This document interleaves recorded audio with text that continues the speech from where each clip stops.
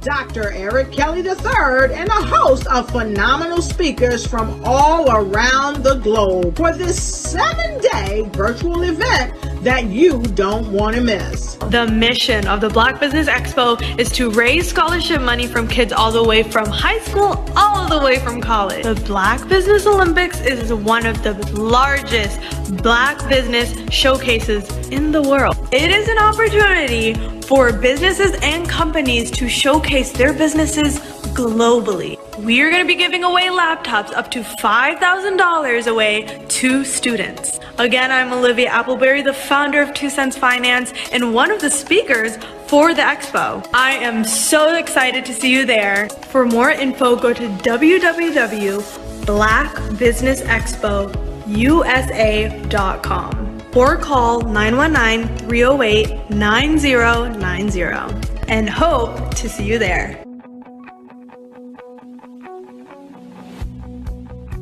I am Black business. From the moment I wake until the time I sleep. Yes, I am Black business. I am Black business.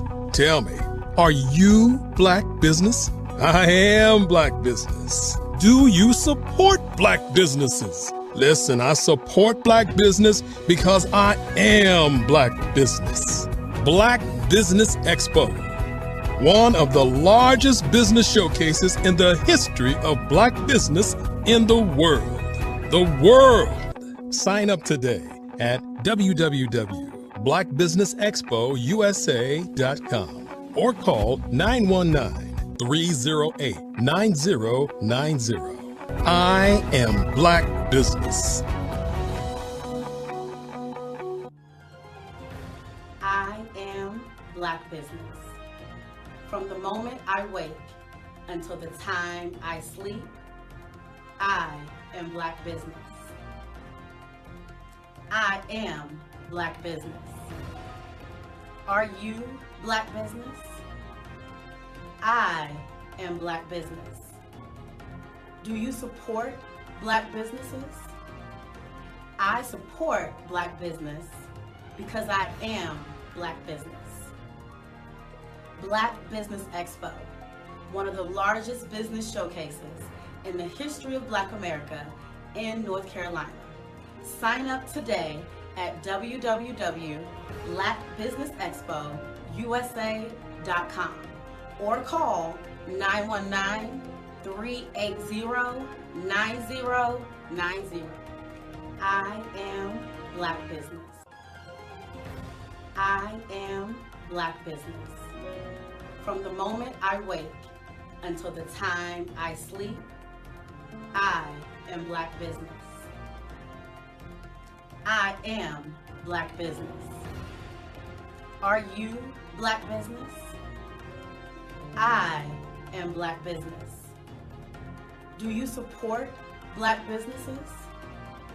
I support Black business because I am Black business. Black Business Expo, one of the largest business showcases in the history of Black America in North Carolina. Sign up today at www.blackbusinessexpousa.com or call 919-380-9090. I am Black business. I am Black business. From the moment I wake until the time I sleep, I am Black business. I am Black business. Are you Black business? I am Black business. Do you support Black businesses? I support Black business because I am Black business. Black Business Expo, one of the largest business showcases in the history of Black America in North Carolina.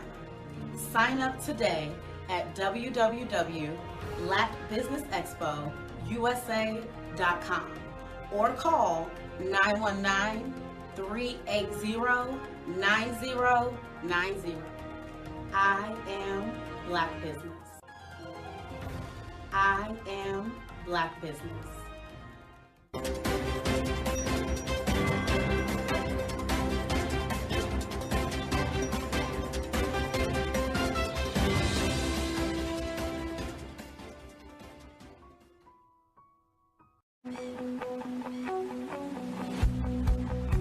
I am Black business. From the moment I wake until the time I sleep. Yes, I am Black business. I am Black business. Tell me, are you Black business? I am Black business. Do you support Black businesses? Listen, I support Black business because I am Black business. Black Business Expo, one of the largest business showcases in the history of Black business in the world. The world. Sign up today at www.blackbusinessexpousa.com or call 919-308-9090. I am Black business.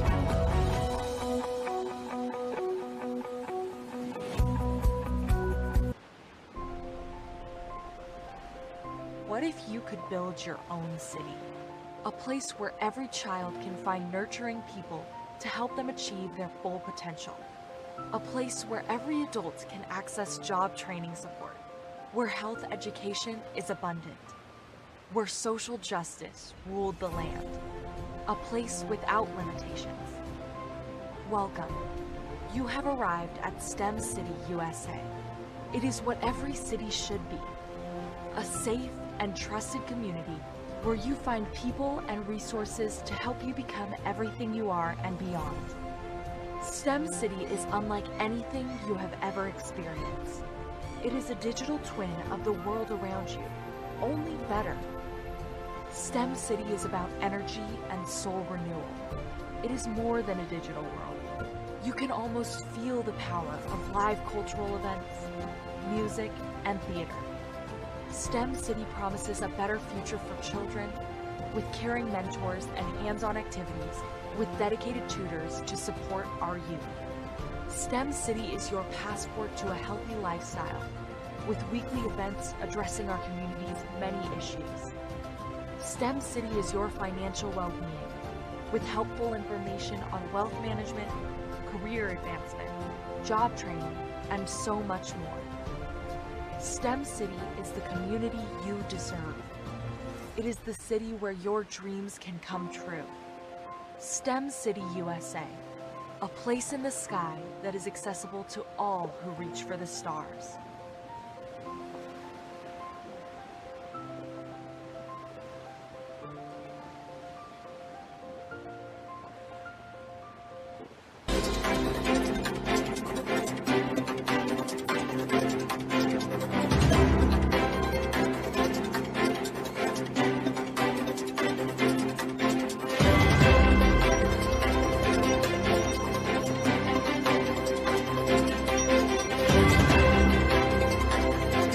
Over the past few years, we've seen the growth of existing and new initiatives focused on financial inclusion, building global networks, and reducing the wealth gap in response to the idea there's not enough seats at the table.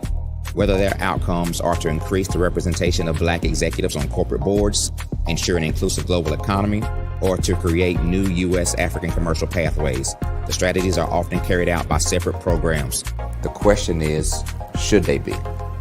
With the continent of Africa being home to more than half of the world's fastest growing economies, the youngest workforce, over 400 companies generating more than $1 billion annually, 700 generating more than $500 million annually that are poised for growth, and being the destination of nearly $5 billion in venture capital in 2021.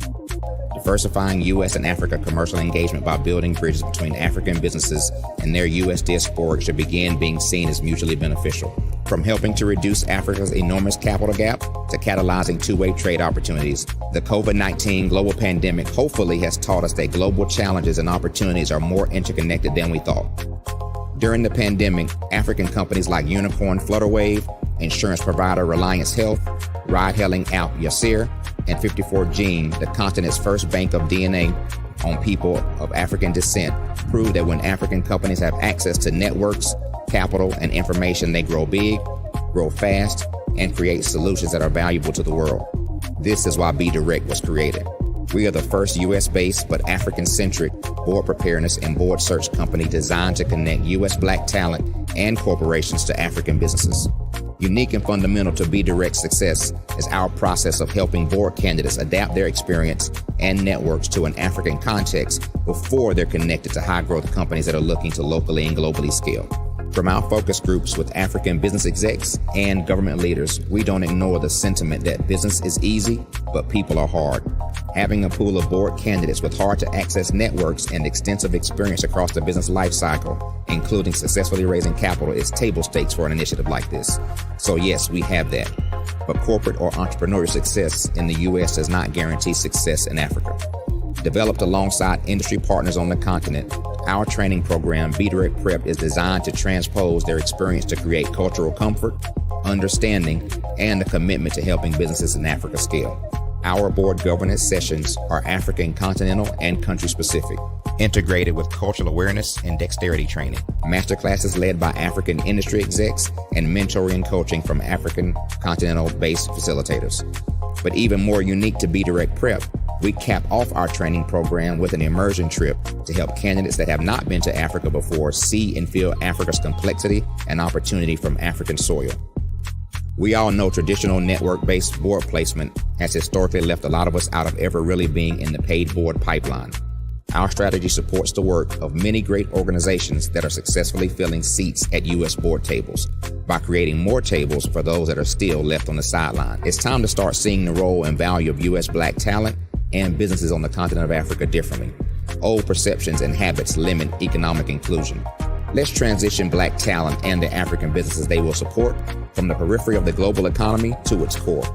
Living in a global lockdown, we all know now how fast local and global economies can change, and see the value of having businesses that hire, strengthen local value chains, and even grow globally.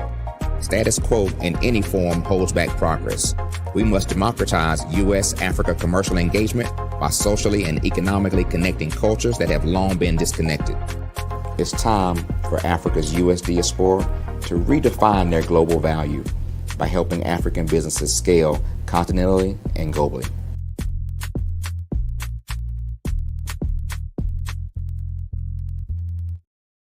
I'm Ramon Gray, founder of Smart Hustle Magazine and smallbiztechnology.com.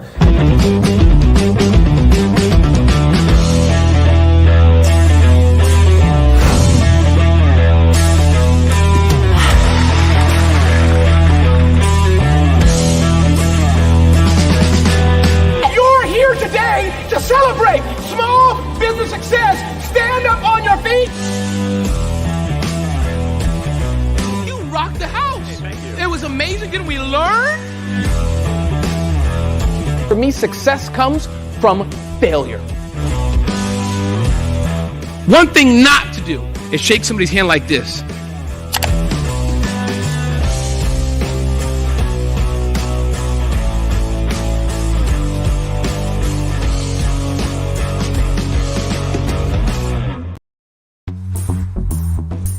Attention all entrepreneurs and companies. Are you looking for reliable and efficient virtual assistants and back office support to help you manage your business tasks? Look no further than Superwoman Business Services.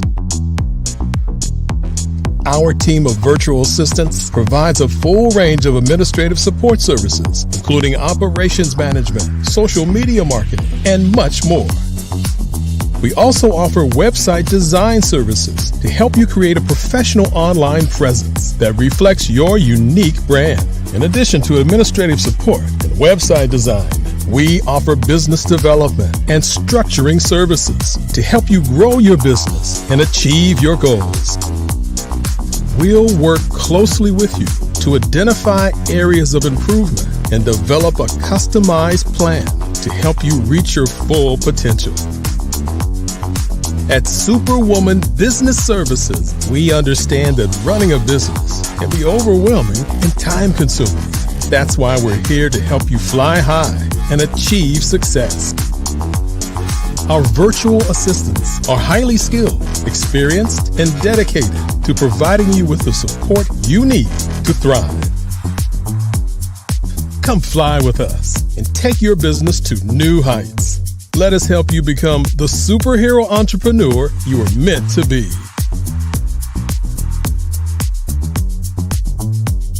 Contact Superwoman Business Services today to learn more about our back office support services. Come fly with us and take your business to new heights.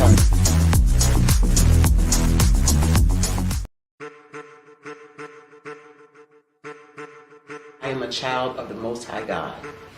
He has gifted me in ways that I could not even imagine and didn't know.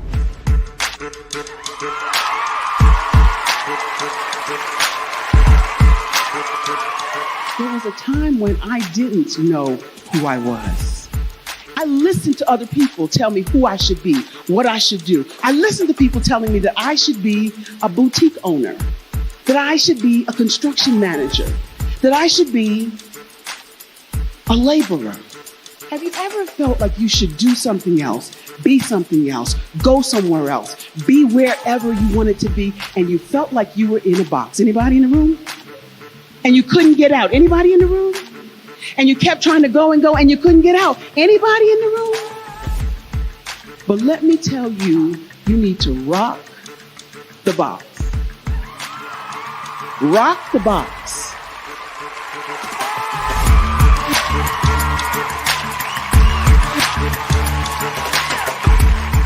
I am engaging, inspiring, and empowering.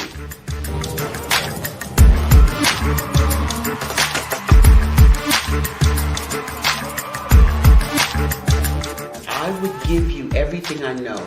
Just by touching you, if I could, by osmosis, give you every single thing I've learned, I've gone through, I know I would.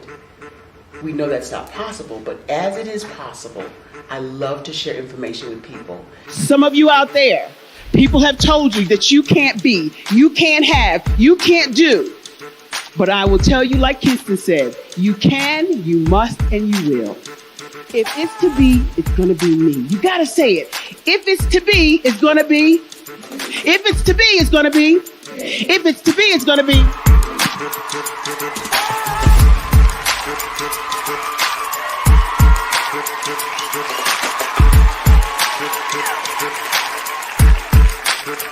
Barbara is because she believed what her mama said about her and not what other people told her. Every day you wake up, when you're in a situation, it's your choice whether it's an advantage or the disadvantage. She gained her confidence and her life, and now she is a testimony. If I can help you elevate yourself, then I feel like I'm elevating my own self as well. What you know and I know together can change the world.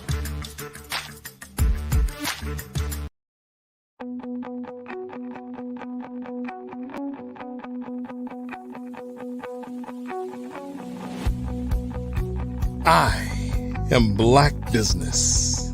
From the moment I wake until the time I sleep. Yes, I am Black business. I am Black business. Tell me, are you Black business? I am Black business. Do you support Black businesses? Listen, I support Black business because I am Black business. Black Business Expo. one of the largest business showcases in the history of black business in the world.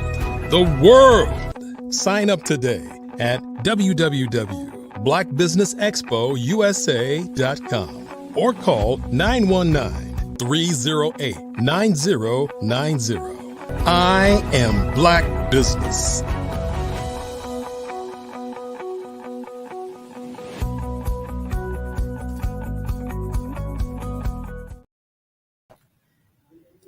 Good morning, business owners, entrepreneurs, thought leaders, and corporations, and welcome to the Black Business Network. My name is Antonio Owens. I am the president of Pursuit Nation, where we help people go from potential to accomplishment. And I am your business moderator for this morning on the Black Business Network. The Black Business Network is a 24-hour business network showcasing Black businesses, business owners, entrepreneurs, and thought leaders worldwide.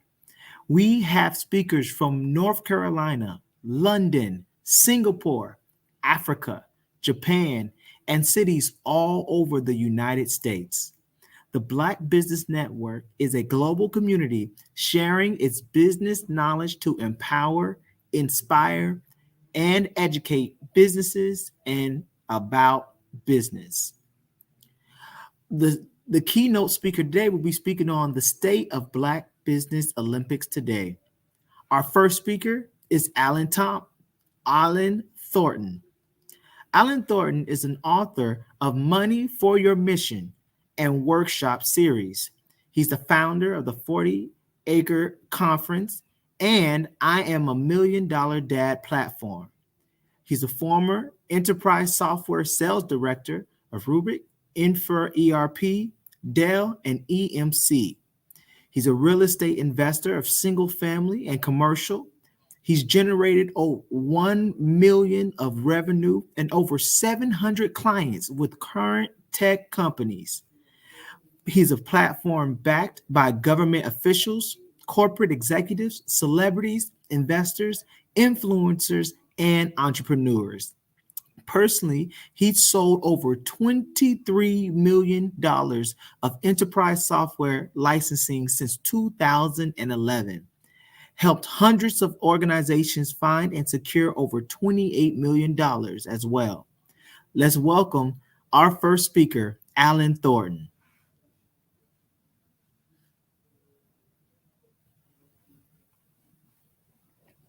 It doesn't matter what you say if nobody can hear you, right? Thank you for that eloquent introduction, sir.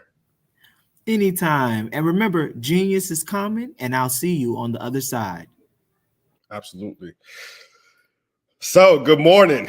I want everybody to get their coffee this morning, and let's sit back and let's have a chat. I'm excited to be here for not a long time, but a duration of quality time that we'll spend together to share some thoughts and ideas with you on and reflections of our last not only 40-Acre Conference, our journey on this platform, but really our journey to the future with some thought leaders like Dr. Kelly. So again, I want to echo thank you again, Mr. Owens, for that incredible introduction. For those of you that did not hear earlier, my name is Alan Thornton. I am the founder of the 40-Acre Conference, and I think there's a few things that are happening in our world that we saw coming in the future just a few years ago. And I had the opportunity to spend some time with some leaders that have done some great things and have seen things in the future as well. So what I'm going to share with you is the journey. I'll share with you how we got to and saw what was going to happen, what's happening right now. And we actually wrote it down in a book. If you want a free copy of our book called The Prophecy that we wrote back in 2020, I will send it to you. If you text Legacy to 888-111, text Legacy to 888-111, and I will send you a free copy. of that ebook. And then lastly, I want to talk about some things that are going to happen in the future, in the near future, in the next, 30, 60, 93 years. But just a little bit about my journey and why I care. There have been some events that have happened throughout the duration of my life that have led me to care about the things that we're doing right now. So many of you may see a gentleman in a nice background, and you're like, what is that on his neck? It's an ascot. I mean, Dr. Kelly came in the room. He's like, man, what is that? And somebody says, is that the Black Hugh Hefner? I saw another gentleman wear it, and I like to do things that are innovative and different and kind of stand out, because just a trick of the trade. I was taught by one of my mentors, always be known for something, right? And funny story, when I first walked in, I graduated from college and I sold software, and this is the first day at my new job. And I remember that, always be known for something. And I always used to wear a tie and bright shirts and a nice tie. And I was walking in, and the receptionist at EMC, she knew that how I would always dress. And they said, hey, I'm here to see Alan Thornton. And they said, okay, he'll be right out. You mean the colors guy? And the guy he looked at her, and he sat down, and I came out, and he's like, hey man, I don't know how to say this. Is things going okay here? And I said, yeah. And she's like, well, man, they're referring to you as the colored guy. And she looks, and she's like, oh, no. I said the colors guy, right? The guy that always wears the bright shirts. I would not. So they said, some of those guys ran with it, right? And they said, oh yeah, the colors guy. So yeah, that was funny.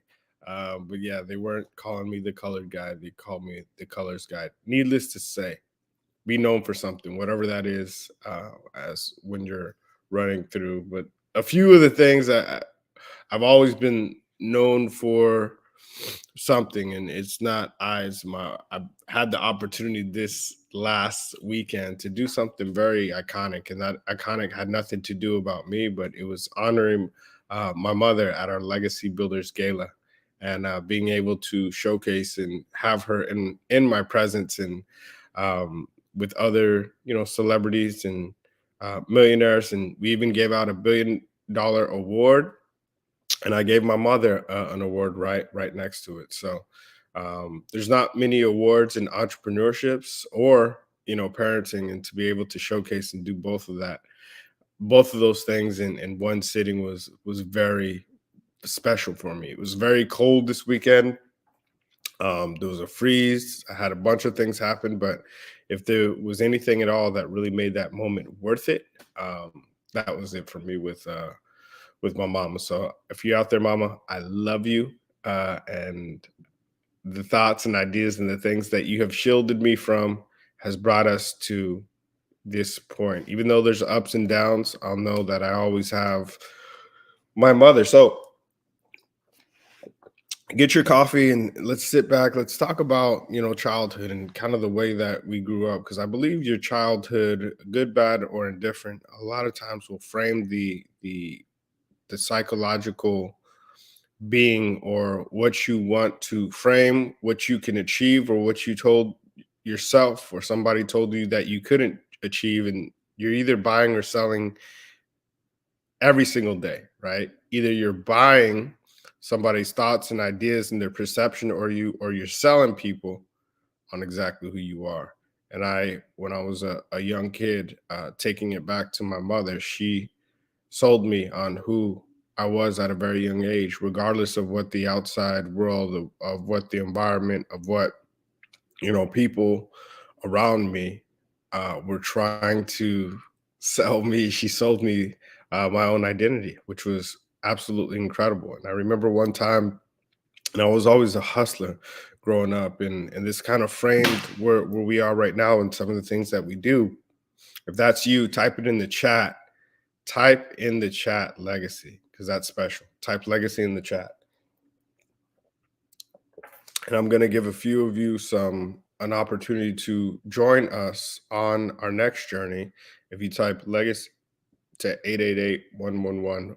But taking it back to that, I remember I was in a barbershop at a young age. So my daughter right now is about 9 years old. So I was about her age.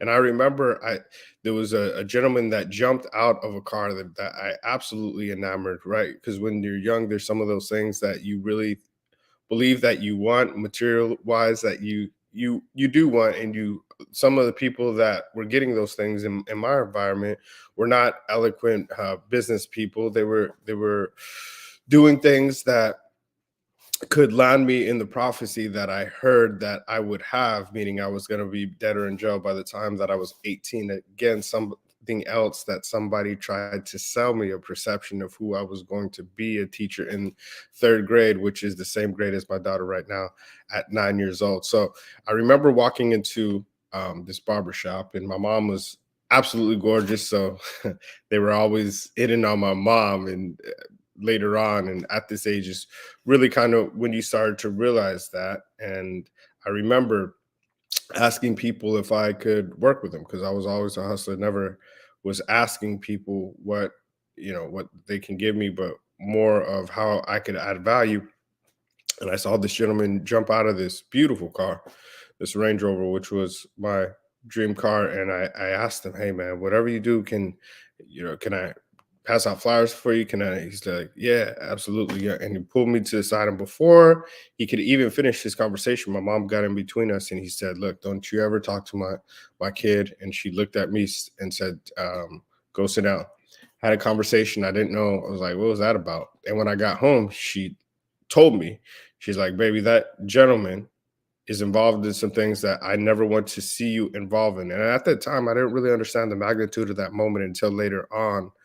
Fast forward when I was 16 years old, because we lived Fort Bliss, El Paso, on the border, and I used to promote at a bunch of clubs. And I remember there was a gentleman that was one of our friends, more of an acquaintance, but long story short, he was involved in, he lost a load for the cartel, which we used to actually promote because the cartels on, all the clubs, but they were our friends as well, right? So we thought, but you would always be presented with an opportunity to bring, right, some product or some merchandise or just drive a truck over the border. He did it a few times and made a bunch of money. Needless to say, this one time he had lost a large load and he went back. We told him he had to disappear because, that's, how that episode goes if you live in that environment. But at 16 years old, I watched this gentleman get beat to death in front of us by the police. And at first, you have an instinct to try to jump in, but there was a gentleman that told us, "Hey, in Spanish, it's not about that." And they literally beat him to death with mag flashlights right in front of us. Now, I tell you that story not to, impress you or impress upon you or to tell you that I'm right, the guy in the ascot is a gangster. No, it was the exact opposite. That's when I started to change, the image and the branding of kind of who I am, because that was too gangster for me, right? And I can remember and recall that moment in the barbershop where my mom told me, "Hey, do not get involved in some of these things," and I literally saw firsthand, sometimes your parents say things that they can see that are coming down the line that you may not be able to see, but sometimes it takes a pivotal moment like that for you to actually realize the magnitude of what they're saying at that moment. And that's when I realized the height and the magnitude of what she was saying. So needless to say, we started the 40-acre conference. I sold enterprise software. And to just give you, I had to preface that because there's a lot of kids out there that have incredible talent, business talent, and are just in the wrong environment. Our whole thing, I learned this from Chef Jeff, who was actually one of my favorite speakers. He was actually a kingpin in LA in the late 80s, early 90s.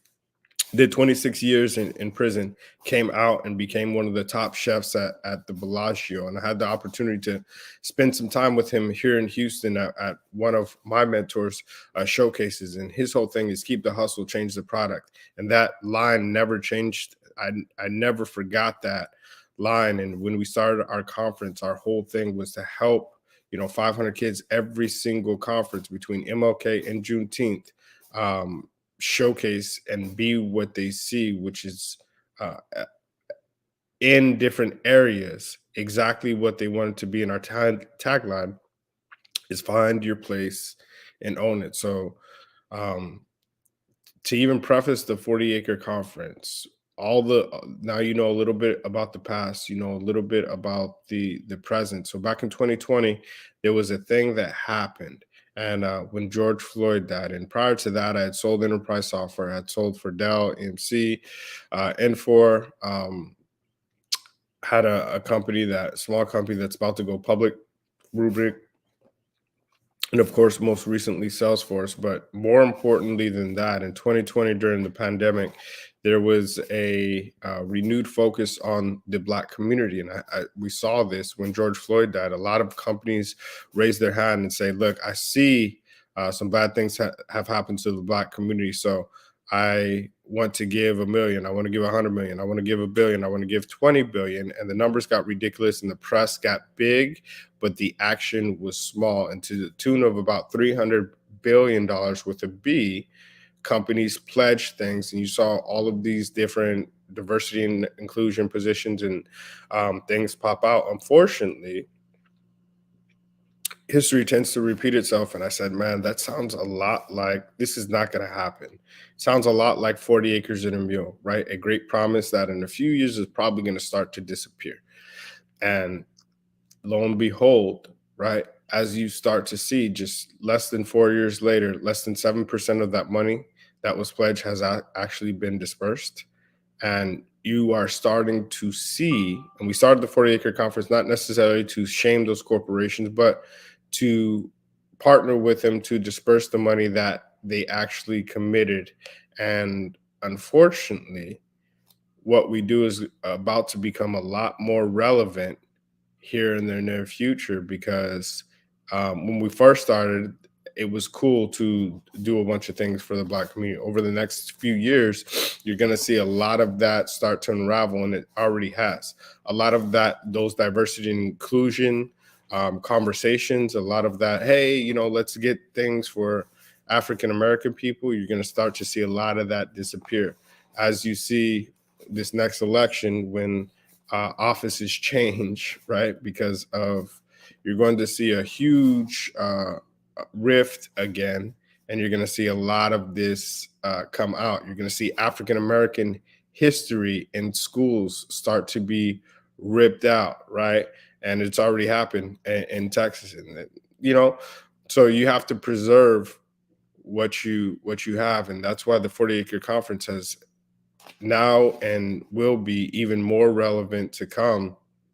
So we do MLK and Juneteenth, just speaking a little bit about the future. I've had the opportunity to spend time, who's become not only a mentor, but a friend, with billionaire Michael Roberts. And he saw a lot of these things happen, in St. Louis, seen things on the different side of the track, bought hotels, sold hotels, built tech centers. A lot of these things happened when it was very tough to work with, be an African-American entrepreneur, but he did it in much rougher times in the 70s and the 80s, early 90s. And now a lot of that knowledge and a lot of those things from Dr. George Fraser, who I had an opportunity to speak with and really run a show on and spend some time with him on his entire conference, with Dr. Eric Kelly. A lot of these guys who have great knowledge are starting to get up there, and they're in their significant stage where they want to share substantial value that they have with us if we listen and if we take the time to sit down with them in conversations like this and really understand the thoughts and the ideas and the roadmap that they've already laid out for us, because it's already there. We just have to take the time to really extract the great things and the gems and the gold that they have for us, because the resources they have in their mind within knowledge is greater than any resource that we can go out and seek, because it's right in front of us. Just like my mom knew some of those things that would happen when I was a young kid, and it took, it took 5 years for me to see that develop, when I could have just, I prefaced it and I made her a promise and made sure I wouldn't get into that, but I didn't see the end goal when she saw it. A lot of these iconic figures that I just named have seen the roadmap already. And that's why we started the Juneteenth Hall of Fame, because so many times in artists and entrepreneurship and entertainment, people get idolized once they're gone, right? You see how big people are. And usually their body of work gets more valuable once people can't touch them anymore. One of the things that we have done, and this is extremely, I think it's incredible, and Dr. Kelly has been a part of this, is the Juneteenth Hall of Fame. We just got done with MLK, so 40-acre conference. We do MLK, we do Juneteenth.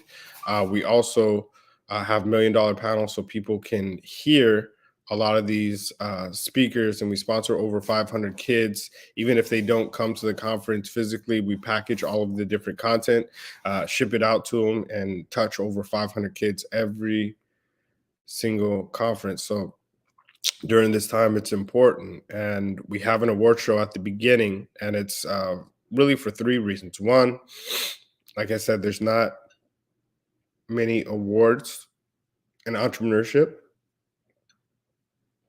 So we want to award those that have been doing great things. 2, from a participation standpoint, there's a lot of people that have never been or don't get to be around from a networking standpoint.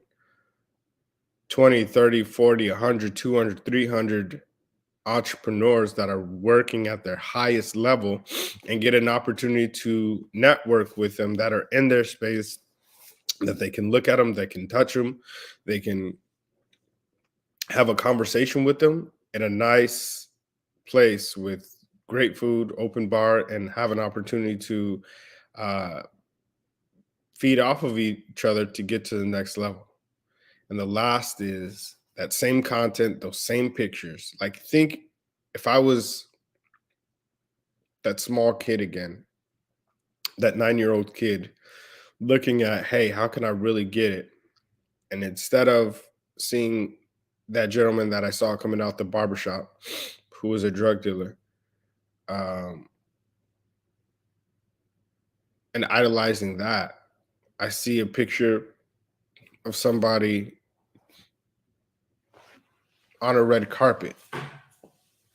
And this is, this is tough to me. This hits home. Seeing them on a red carpet, holding a $100 million award, and being like, man, how do I get that? And then having the opportunity to actually talk to that person. Tell you a story. There was a gentleman, and right before this, because at one point I did not go back into that in that story. I was in an alternative school program. Right. I had gotten I was never a bad kid, just, energetic, and people didn't know what box to put me in because I always had good grades, A's and high A's and B's, and played sports. But I always had, they're like, man, you're always around things that happen. We're checking your backpack for drugs, but you don't even have drugs. We're checking we see all these dice games and everything, right, going on. And you have money in your backpack, but you don't have any drugs. Like, there's all these, like, all the gangsters are around you, but you're not banging, right? Don't catch any weapons. They couldn't figure it out. And I remember I was put in by association. This is something I learned, because who you hang around with is who you are in the eyes and the perception of the people that are around you. And I didn't really grasp that till later on. And I was in this alternative school program, one step away from either getting locked up or, just being labeled a throwaway. I was labeled an at-risk youth, and I got put into this program, and I learned how to sell CDs and to push CDs from someone whose family was really big in the his family was part of the cartel, and that's how I got into became friends with them. That's how I got into promoting, but I never, because of the promise I made earlier to my mom, I never really got into the drug game. But I got into promoting and getting people to different events and different things that I kind of later on do now. But I learned how to sell CDs through exclusivity, right? The same way that, hey, you have to know somebody. That's how we sold CDs, and eventually sold CDs at 3 different schools, and eventually bought my first car like that. But I say all that to say, if you can find a way to serve the many, right? Because service to many leads to greatness. And if you can do that with a product that serves people, and if you don't know what that product is, we can help you find it, at the 40 Acre Conference, and help you align yourself with people that really want to help you get it. And whatever you're missing, like Dr. Kelly says, whatever you're looking for is looking for you. That one chink in your armor that you're missing, if it's marketing, if it's sales, if it's connections, if it's government contracting, if it's whatever that is, there are people there that can help you find that. And if you're a young person like this, and I'm going to extend this out to every young person at the Black Business Expo that also receives a scholarship, we've done something special. This time is one of our sponsors said, look, any kid at the 40 Acre Conference, it's tax season, and she's made a lot of money in the tax business. She said, we will actually give you your own tax office where you can go out and you can go hire people, right? Taking it from the trap to the tax. So you can go hire people like your mother, brother, sister, cousin, and have your own tax office, and be prepared to prepare your community to go to the next level. And it's like a $10,000 value. So any kid on here, just text me. You can find me at the 40 Acre Conference and say, hey, I want to be one of those kids to be able to receive one of those tax businesses. We only have a few hundred, and I know we're broadcasting this all over the world, but it's important to give the next generation an opportunity. And that opportunity is within a product. And not only that next generation, the people around their mother, their brother, their sister, their cousin, to do something that's very special. And each one of these kids are also going to get from one of our sponsors, a tablet.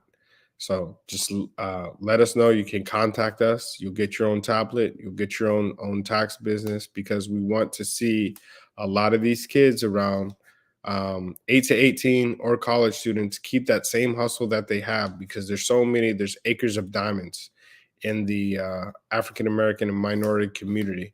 And just with the right product, they can go to a whole new level. So keep that same hustle. Just change the product, and we're going to help you do that.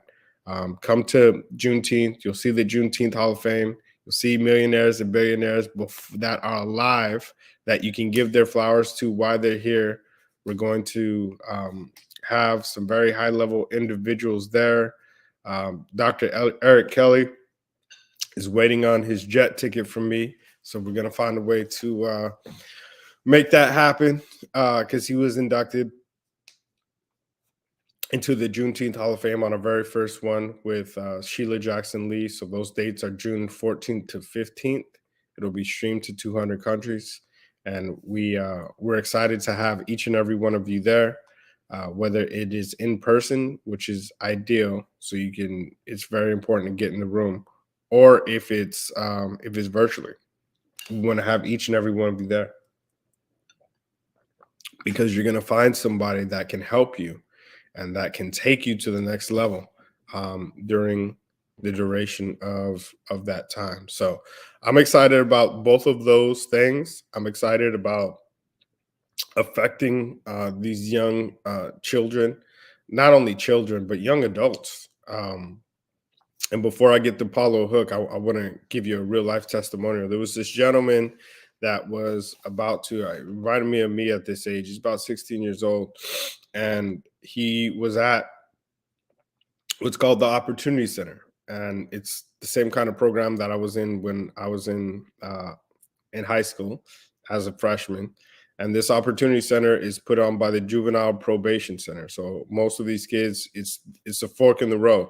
Either you're about to get locked up and go live that life of the streets, or you're really looking for an opportunity to go to a direction that's going to serve you and your community in a positive way. And I spoke there, and I spoke to about 50 kids, right? And I remember being in the room, and this is the same thing that somebody told me in a room like this, almost the exact opposite. And I'm on the other side of this thing now. And I remember speaking to these 50 kids and saying, look, what I want to do is give each and every one of you something special. And a lot of you have probably heard something like that. And that something special, once you got on the other side, was not something that you want. This is not one of those conversations, right? And I had to kind of check them in the first few minutes, because a lot of these kids have been promised things that have never come to fruition, or tricked or manipulated at a young age. And I let them know, on the other side, most of you cannot recognize an opportunity when it's in front of you. And I'm telling you right now, those of you in 2 weeks, I'm going to give you an opportunity to see one of the largest theaters in Houston. And I'm going to give you a free ticket to go there and help you and provide transportation for you to go. And most of you won't take me up on it. Most of you are going to ignore what I say. And most of you will let this conversation fall by the wayside. But a few of you, and I'm only talking to a couple of you, and I prefaced it just like that. And this is exactly what happened. A few of you are going to take this time that we have together very seriously. And you're going to take me up on the offer that I'm about to give you. And it was an offer for two things. One, it was a free offer to go to the Wortham Theater downtown. It was put on by World Youth Foundation. They got to meet the mayor. They got to meet a few celebrities. The biggest theater in Houston. Look, I'm 37 years old, and this is the first time that I've stepped foot in this theater, Immaculate Theater. So we went down there, and they got there. The other thing is, I told them I would also give you a free ticket if you attend that one, right? Because I like to do, if then. I learned that at a very young age. If you attend that one, I will also give you a ticket to our Legacy Builders Gala on MLK weekend, where you can have an opportunity to meet millionaires and billionaires. There are 50 kids in that room. Mr. Owens, only 2 of those kids actually took me up on that offer. And one of them has a brand new tax business, $10,000 business. And he will get his own laptop. He got his own tablet.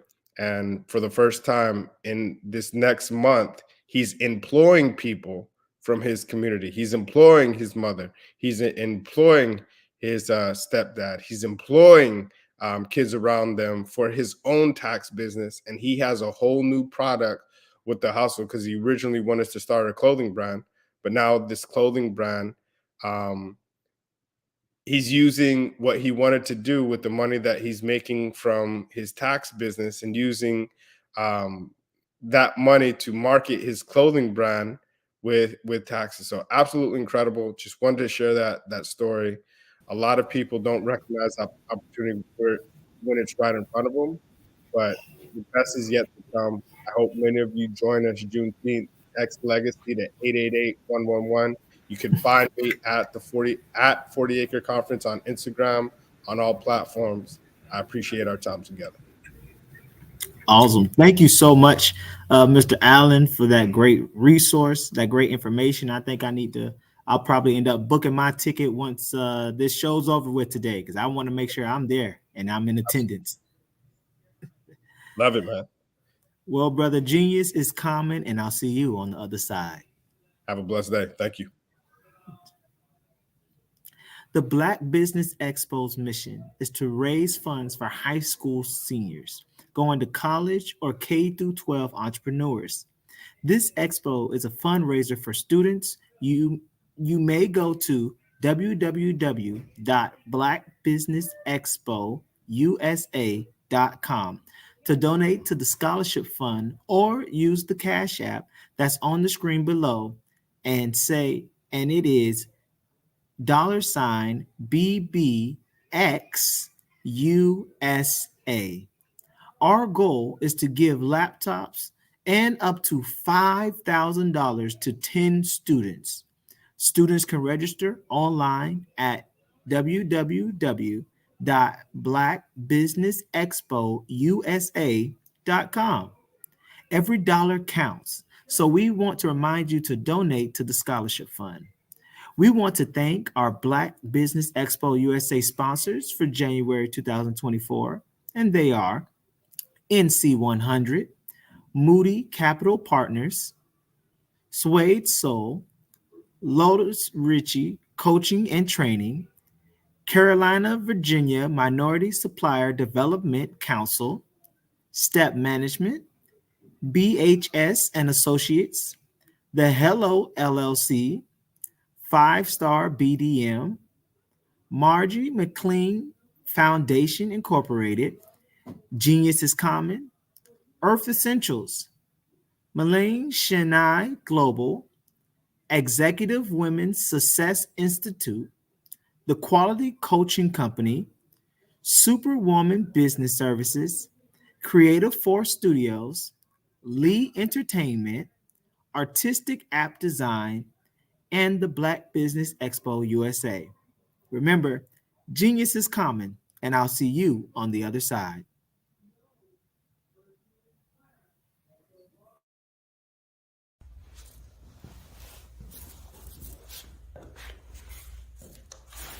How you doing? I'm Rodney Allen Rippey. Yeah, the child actor. Well, now, leading man. Some of you might remember back in the day, the Harlem Globetrotters popcorn machine. Remember that? Well, it was a Saturday morning special that would come on, and I was there with Geese and Tex and Meadowlark Lemon. Remember the show? Well, I had a great time. And I have to say a huge, huge thank you to all my fans out there. Thank you for all the years of support. I went on from the entertainment industry. I started getting into producing and directing. And now, hey, here I am. I'm a studio executive here in Burbank, California at 2526 Studios. I have to say, it's been pretty good, but the best is yet to come. Please stay encouraged. Keep reaching for your dreams and never forget that genius is common. Remember that. Genius is common. No matter.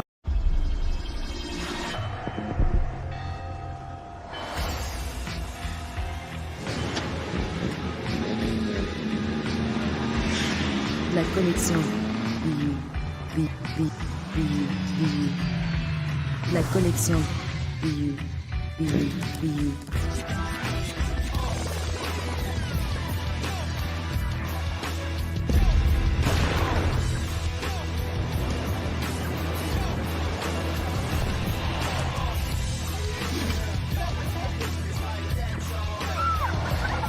In a world obsessed with the cult of celebrity,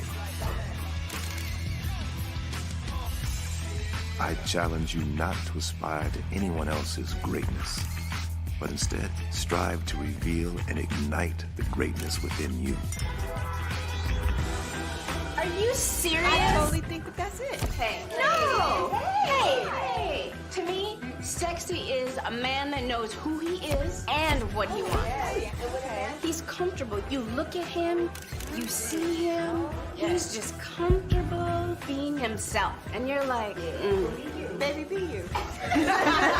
Be you, baby. Just be you. I like it. Introducing the Be You collection, exclusively available at K&G Fashion Superstore. Artist to me is a creative expression of something from nothing. You know, it explodes onto the canvas, or it explodes on in my work. One of the things that I try to do more than anything is I try to just give the lines and the movements and emotions and expressions into what I do. Art really means to me a chance to express how I feel deep down inside. Most of my art begins as a thought that I might have, you know, whether it's sports, whether it's history, whether it's a woman or a man. It pretty much starts as an idea of thought before I get into the actual image of what I'm going to draw. I do a lot of historical pieces. I was a history minor in college, and I love to do history pieces. And a lot of times I'm thinking about history, and then I try to make that history impact you as you look at it. That's one of the reasons I do pictures so large. People ask me, why do I do pictures so big? And I tell them, I want the piece to impact them as they're looking at it, to kind of dominate them, dominate their space. And most of my pieces I try to do off page. I don't try to do anything that's going to be in those four corners or in a square. And I want your imagination to be a part of the piece that you're looking at.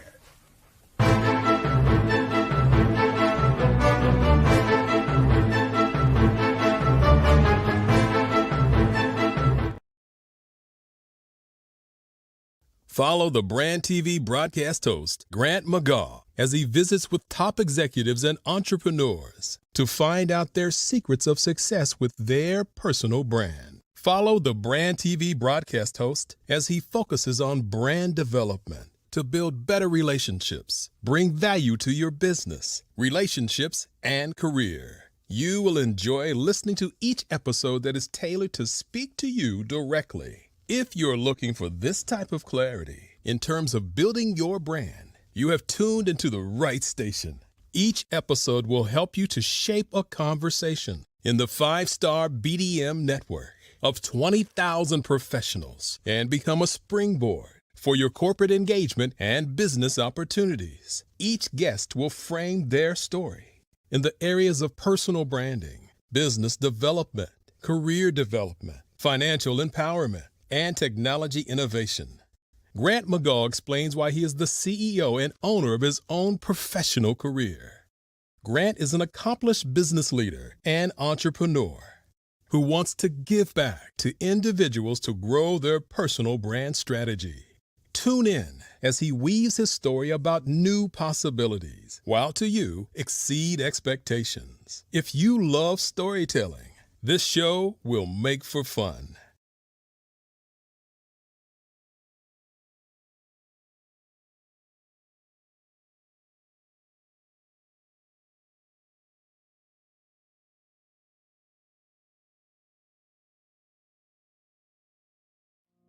Did you know that approximately 333.34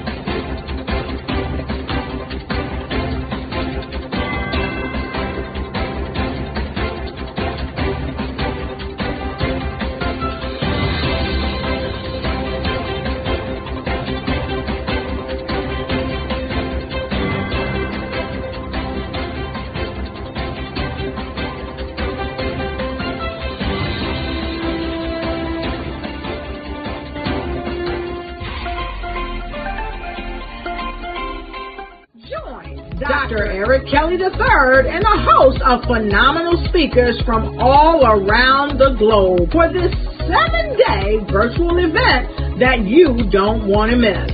The mission of the Black Business Expo is to raise scholarship money from kids all the way from high school, all the way from college. The Black Business Olympics is one of the largest Black business showcases in the world. It is an opportunity for businesses and companies to showcase their businesses globally. We are going to be giving away laptops up to $5,000 away to students. Again, I'm Olivia Appleberry, the founder of 2 Cents Finance and one of the speakers for the expo. I am so excited to see you there. For more info, go to www.blackbusinessexpousa.com or call 919-308-9090 and hope to see you there. I am Black business. From the moment I wake until the time I sleep. Yes, I am Black business. I am Black business. Tell me, are you Black business? I am Black business. Do you support Black businesses? Listen, I support Black business because I am Black business. Black Business Expo, one of the largest business showcases in the history of Black business in the world. The world! Sign up today at www.blackbusinessexpousa.com or call 919-308-9090. I am Black business. I am Black business. From the moment I wake until the time I sleep, I am Black business. I am Black business. Are you Black business? I am Black business. Do you support Black businesses? I support Black business because I am Black business. Black Business Expo, one of the largest business showcases in the history of Black America in North Carolina. Join Dr. Eric Kelly III and a host of phenomenal speakers from all around the globe for this 7-day virtual event that you don't want to miss. The mission of the Black Business Expo is to raise scholarship money from kids all the way from high school, all the way from college. The Black Business Olympics is one of the largest Black business showcases in the world. It is an opportunity for businesses and companies to showcase their businesses globally. We are going to be giving away laptops up to $5,000 away to students. Again, I'm Olivia Appleberry, the founder of 2 Cents Finance and one of the speakers for the expo. I am so excited to see you there. For more info, go to www.blackbusinessexpousa.com or call 919-308-9090 and hope to see you there. I am Black business. From the moment I wake until the time I sleep. Yes, I am Black business. I am Black business. Tell me, are you Black business? I am Black business. Do you support Black businesses? Listen, I support Black business because I am Black business. Black Business Expo, one of the largest business showcases in the history of Black business in the world.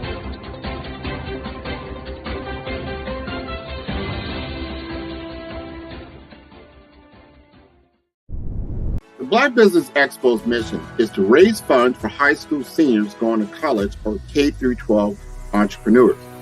This expo is a fundraiser for students. Please, you may go to www.blackbusinessexpousa.com to donate to the scholarship fund or use the Cash App at @BBXUSA. Our goal is to give laptops and up to $5,000 to 10 students. Students can register online at www.blackbusinessexpousa.com. Every dollar counts. Please donate to the Black Business Expo USA Scholarship Fund.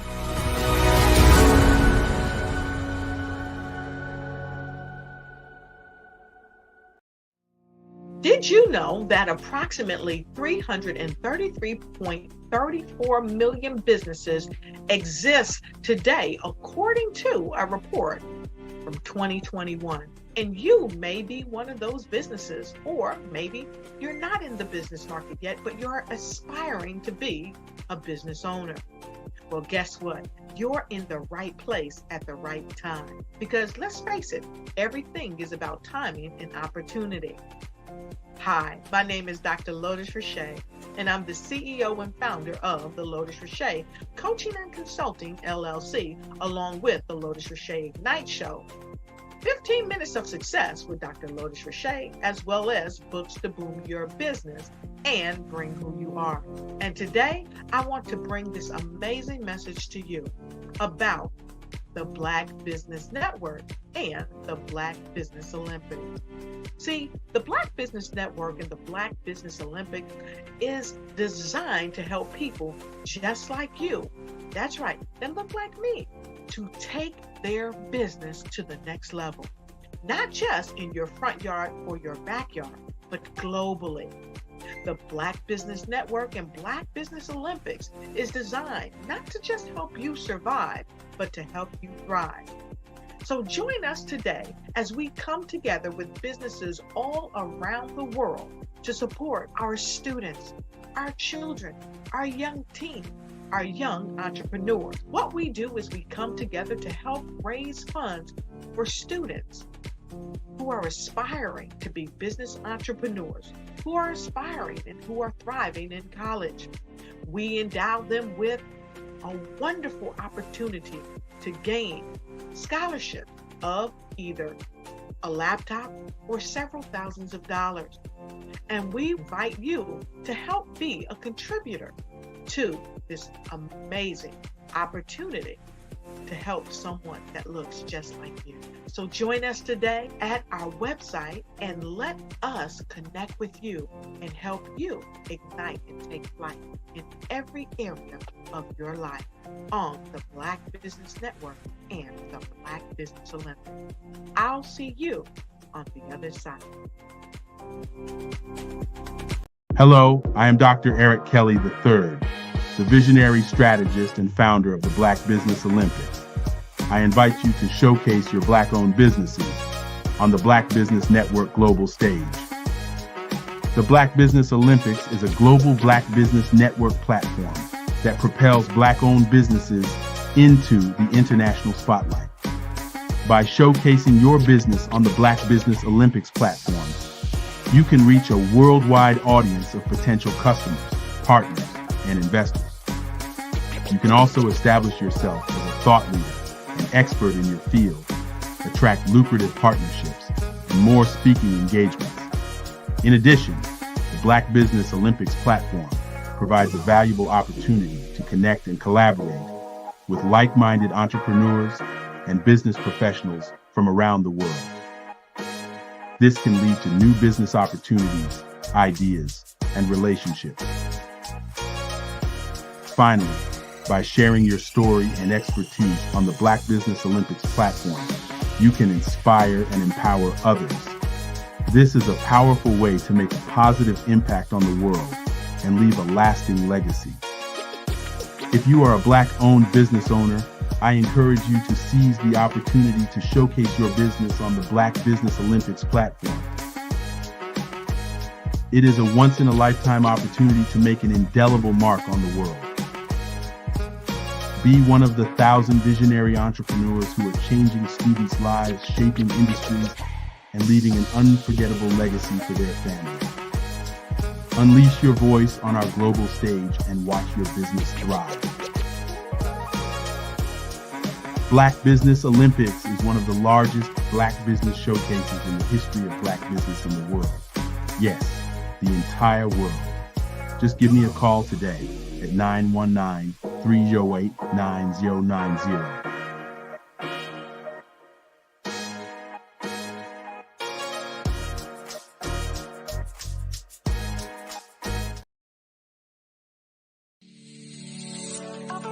Did you know that our black dollar only lasts for 6 hours in our community? Yet other communities, their dollars last for 19 to 30 days. The Black Wall Street Nation. Black Wall Street Nation. Yes, that's why we created the Black Wall Street Nation. Black Wall Street Nation is a centralized directory available to all black businesses across the world. It was created for businesses like you, the ones that want to start and the ones who have a dream that have already started, such as businesses like Drop in a Bucket Productions, Valito Foods, Sugar's Tea Branding Firm, All the Dazzle, Bun Cakeaholic, Miss Riot, and you. We'll have marketing, seminars, and some funding coming soon just for you. So, we want you to come and join us. www.blackwallstreetnation.com. See you there. Sometimes you got to hear the news from the black perspective, and more specifically, black publishers. And that's exactly why you have to download the HeyTie app, the largest mobile app delivering breaking news, videos, and podcasts from 200 of your favorite black publishers. Yes, 200 black publishers delivering news as it happens, literally all in one app. Go to HAYTI.com or download the app in the Google Play Store or Apple App Store. It's completely free along with information that you can trust, so go check them out. Social media is evolving. It's more vibrant, more colorful, more energetic, and so are you. It's not just photos anymore. It's video, it's audio, it's subscriptions. And now there's Fanbase, a new monetized social network. Fanbase delivers the complete native app experience with full content monetization for every user. No algorithms that shadow ban your engagement or growth, and no ads. Follow anyone for free and subscribe directly to your favorite creators for $4.99 a month. Plus, show some love by tipping on any post. Also, make a Fanbase page and monetize your content the same way. Finally, connect with your followers by posting the amazing content you already create. And now, get paid for it. It's time to energize and monetize, because everyone's a fan of something and everyone has a fan base.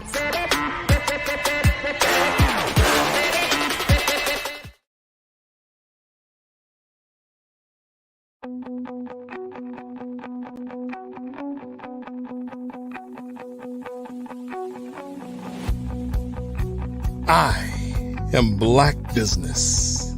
From the moment I wake until the time I sleep. Yes, I am black business. I am black business. Tell me, are you black business? I am black business. Do you support black businesses? Listen, I support black business because I am black business. Black Business Expo, one of the largest business showcases in the history of black business in the world. The world! Sign up today at www.blackbusinessexpousa.com or call 919-308-9090. I am black business.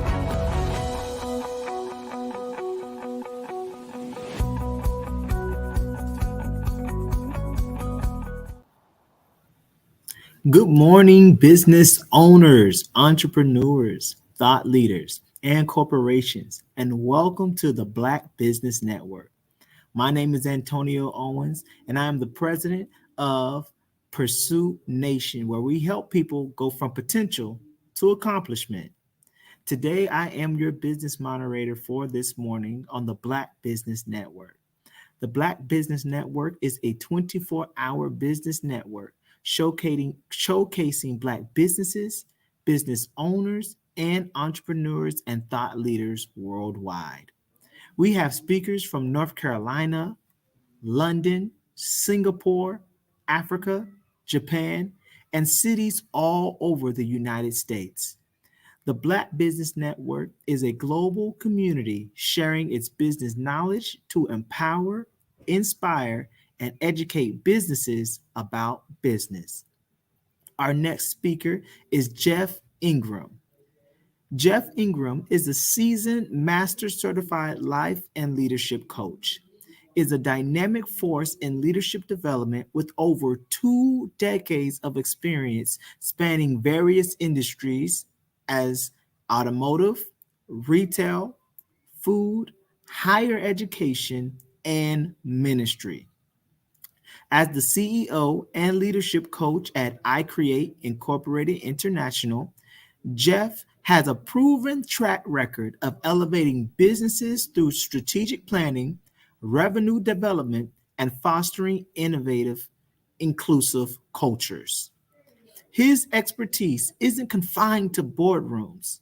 Jeff has successfully managed award-winning sales teams, orchestrated comprehensive training programs, and contributed significantly to the success of over 200 small businesses. A certified master life and leadership coach, Jeff recently earned recognition from the Transcendent Life Coaching Institute in 2021. He holds a master's in life coaching and a bachelor's in leadership studies. Beyond his professional prowess, Jeff is deeply committed to community development, epitomizing his passion for a holistic approach to leadership. His contagious enthusiasm and unique skill set makes him a sought-after figure in the industry. I present to you Coach Jeff Ingram.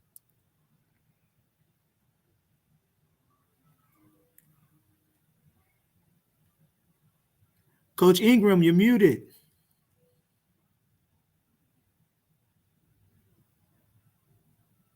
There we go. Can you hear me now? Good to see you this morning, Coach Ingram. Absolutely. Good to see you too, brother. It's a pleasure to meet you. Same here. And remember, genius is common, and I'll see you on the other side. Thank you very much.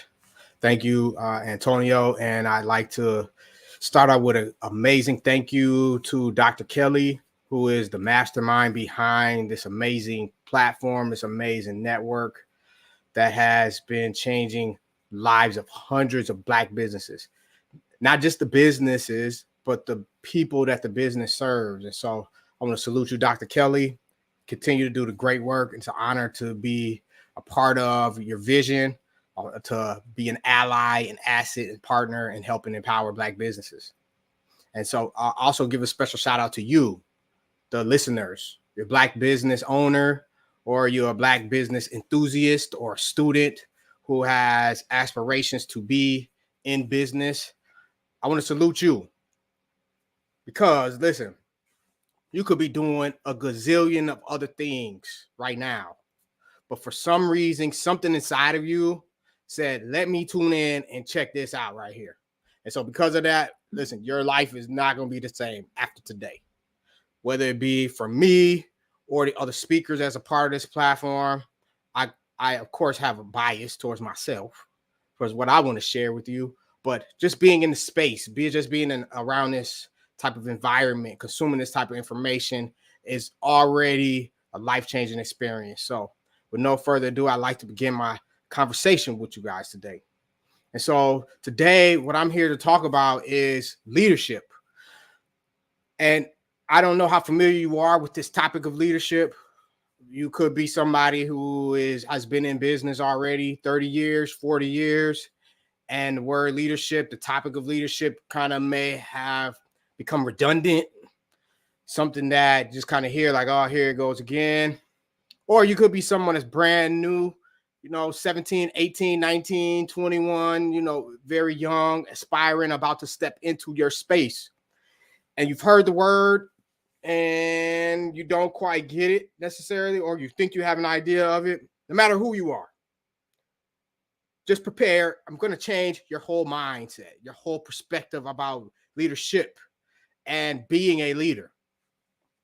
And so to do this, I want to just share with you, first of all, kind of my journey as a leader.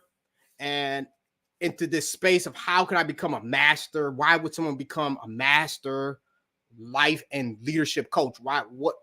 What's the point of that, right? So I personally began my journey as a leader. I'd say intentionally about 2011. Before that, I really discovered that I was born as a leader. I was the oldest to my mother, and I had two younger siblings. I had two younger siblings with my mother. I had three siblings with my father, and I had tons of cousins, and I automatically had all the responsibility of what happened with everyone. If you've been that person, you know what I'm talking about. Well, you're the oldest, so you should have been aware.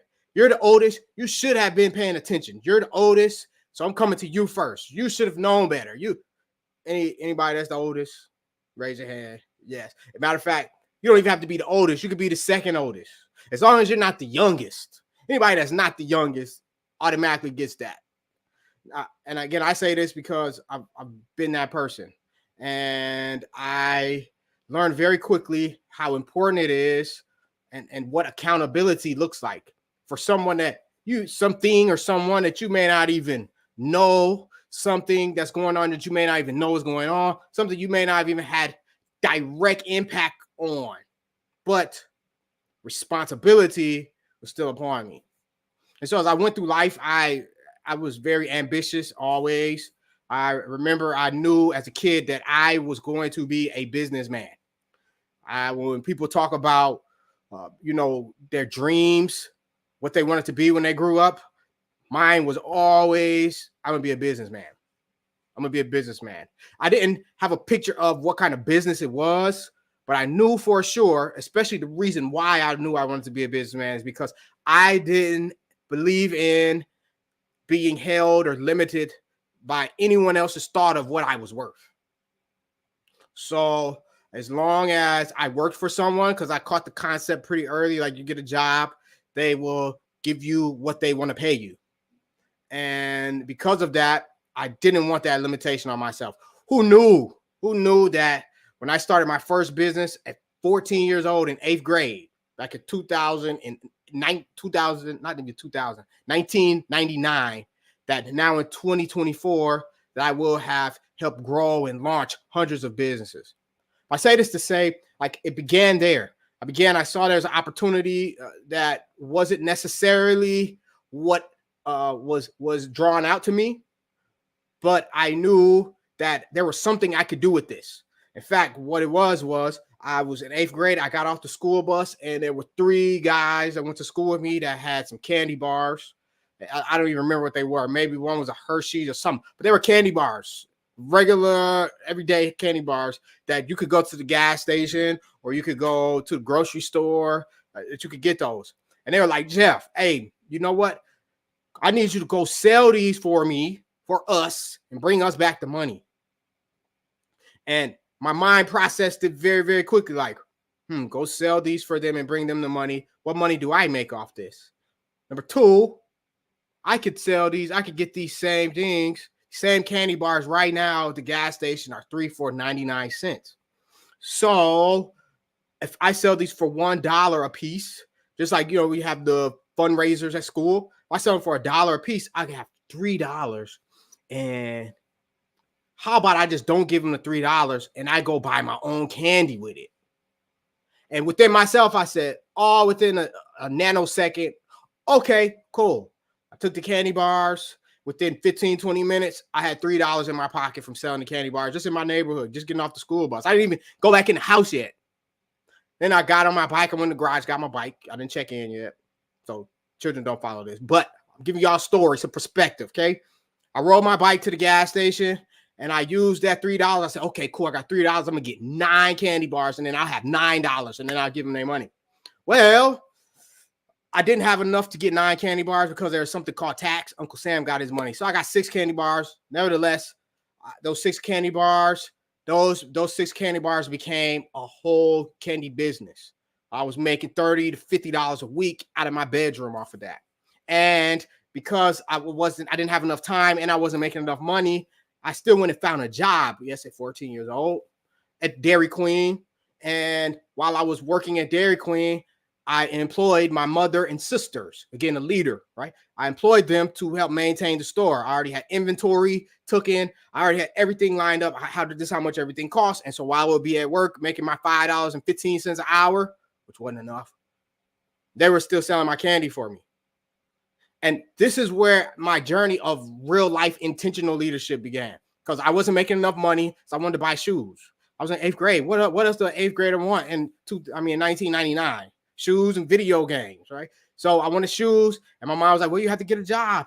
And my candy wasn't enough. So $5.15 an hour, and you can only work 12 hours a week at 14 years old. That wasn't enough. It was going to take a long time to get those shoes. So I asked my supervisor, shout out to Heath Huey, who hired me at that time. He said, well, Jeff, man, the only thing you can do, you can be a trainer. That's the only thing you can do, get a raise.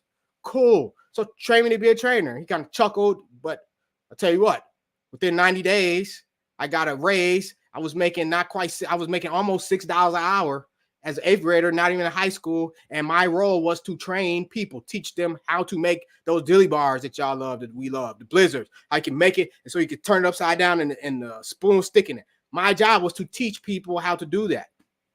This is where it really became real for me. This is where I began to use what John Maxwell calls my influence, the influence I had to help others.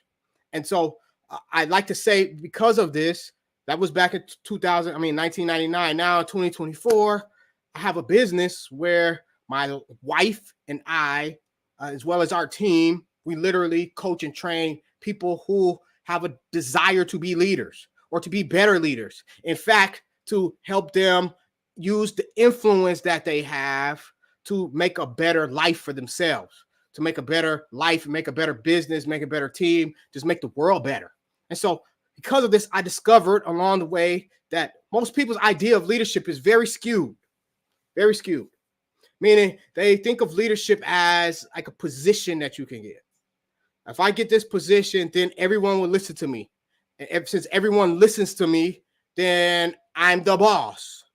Well, it's not really like that. In fact, leadership has nothing to do with a position or a title at all. Nothing at all. Like I told you, I was born a leader. I was the oldest. It's an innate factor, an innate quality of being a human. This thing called influence. Okay. I remember in 2010, I was given a book by my pastor at the time. It was called The 21 Irrefutable Laws of Leadership, written by the one, the only John Maxwell. Okay.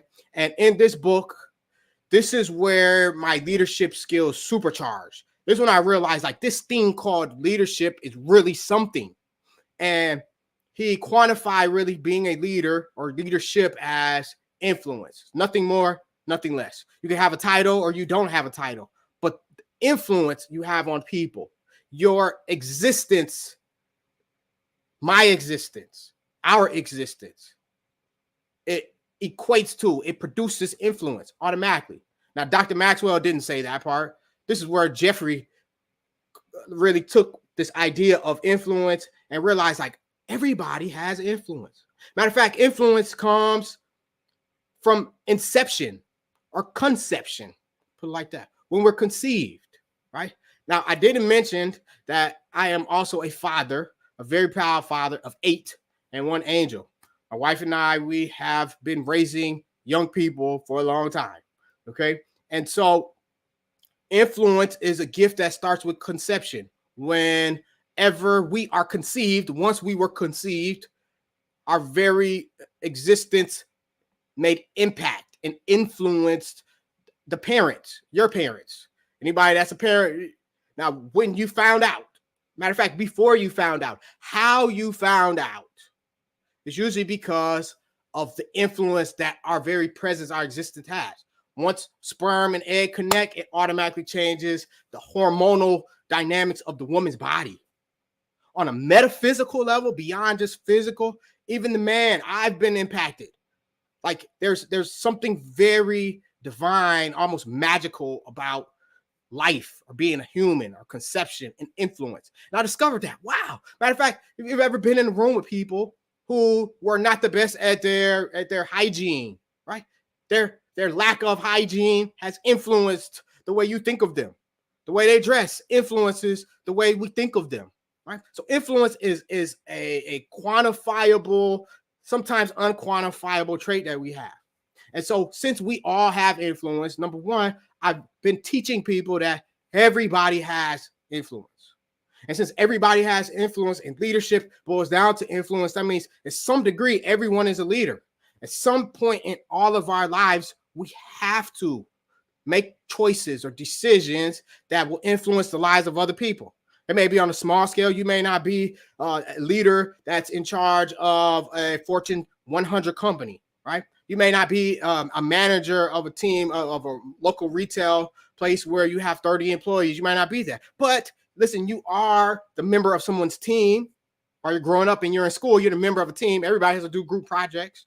You are the member of someone's family, right? We all are, and our presence always matters. And so again, I said, I want to change your perspective about leadership, okay? Everyone has influence. We all have influence. There's nothing you could do about it. Matter of fact, sometimes, I've had the unfortunate experience to have relationships with people and know people who have even taken their own lives because for whatever reason, they don't feel they're important. They don't see the influence that they have. They don't feel the impact. They're not getting the results that they think they should have in their life. So because of that, it says no point for me being here. In fact, I myself have had those thoughts. I felt that way. And I'm not even talking about decades ago. I'm talking about recently. Life has a way of making us question and second guess our influence, our significance, our purpose in life. And so even in taking your own life, in fact, a couple months ago, one of my son's good friends took his own life at 21 years old. And do you know that at that funeral, there were at least 100 people in that room? At least 100 people in that room. And because there were at least 100 people in that room, there were probably at least 100 or 200 people that didn't make it for whatever reason. And those people that were in that room, I had some interactions with him. I was in tears. My son was in tears. There were family members that he had that were in tears. It was a gut-wrenching experience to be in the room, to have a service to memorialize the life of a young man who saw that his life had no influence. He thought that his life had no influence. He thought that there was no impact. But even in his death, even in taking of his own life, the ripple effect of the impact he had is still going on. Like there are people whose lives were changed because of that. My son's life has changed. My relationship, my wife's relationship, our relationship with our son has changed because of this young man's life. Again, I'm talking about influence. All of us have influence, and it is impossible to measure the amount of influence that we have. And so that said, when you understand how much influence you have, and you're probably like, Coach Jeff, man, I hear what you're saying, man, but what does it have to do with me? How do I make an impact? How do I, that my life is not what I think it should be? You know, I'm trying to grow my business. I'm trying to create this brand. And listen, what you said sounds good, but man, I don't know how that's going to work for me. I'm not a leader. People don't listen to me. Well, I have a couple things I like to share with you to help you, to empower you, to change your thinking, right? Metanoia is a Greek word. Those that are Christian or you've been in a religious scene, right? The word repentance, changing of your thought. I'm here to change how you think, change how you see yourself. And so one thing I've noticed as a leader, one thing everybody has in common, everyone has in common, there are 4 pillars to leadership that I like to share with you, okay? And I say 4 pillars because it's not just a title. It's really not a lot of those things. And I believe that we need to have a different view on life and everything. In fact, our views on life should be as the whole. The word holistic comes from this word holism, meaning that all of the pieces are more valuable as a whole than individually, okay?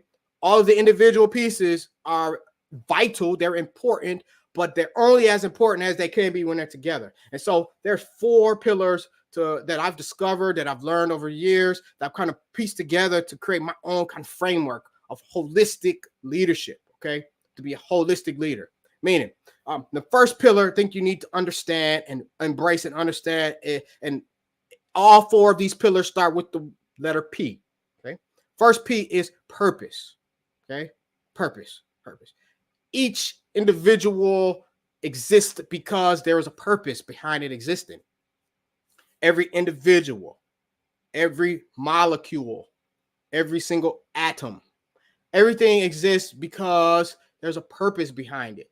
Everything that exists works as a part of the overall universe that we live in. Everything has a role to play in it.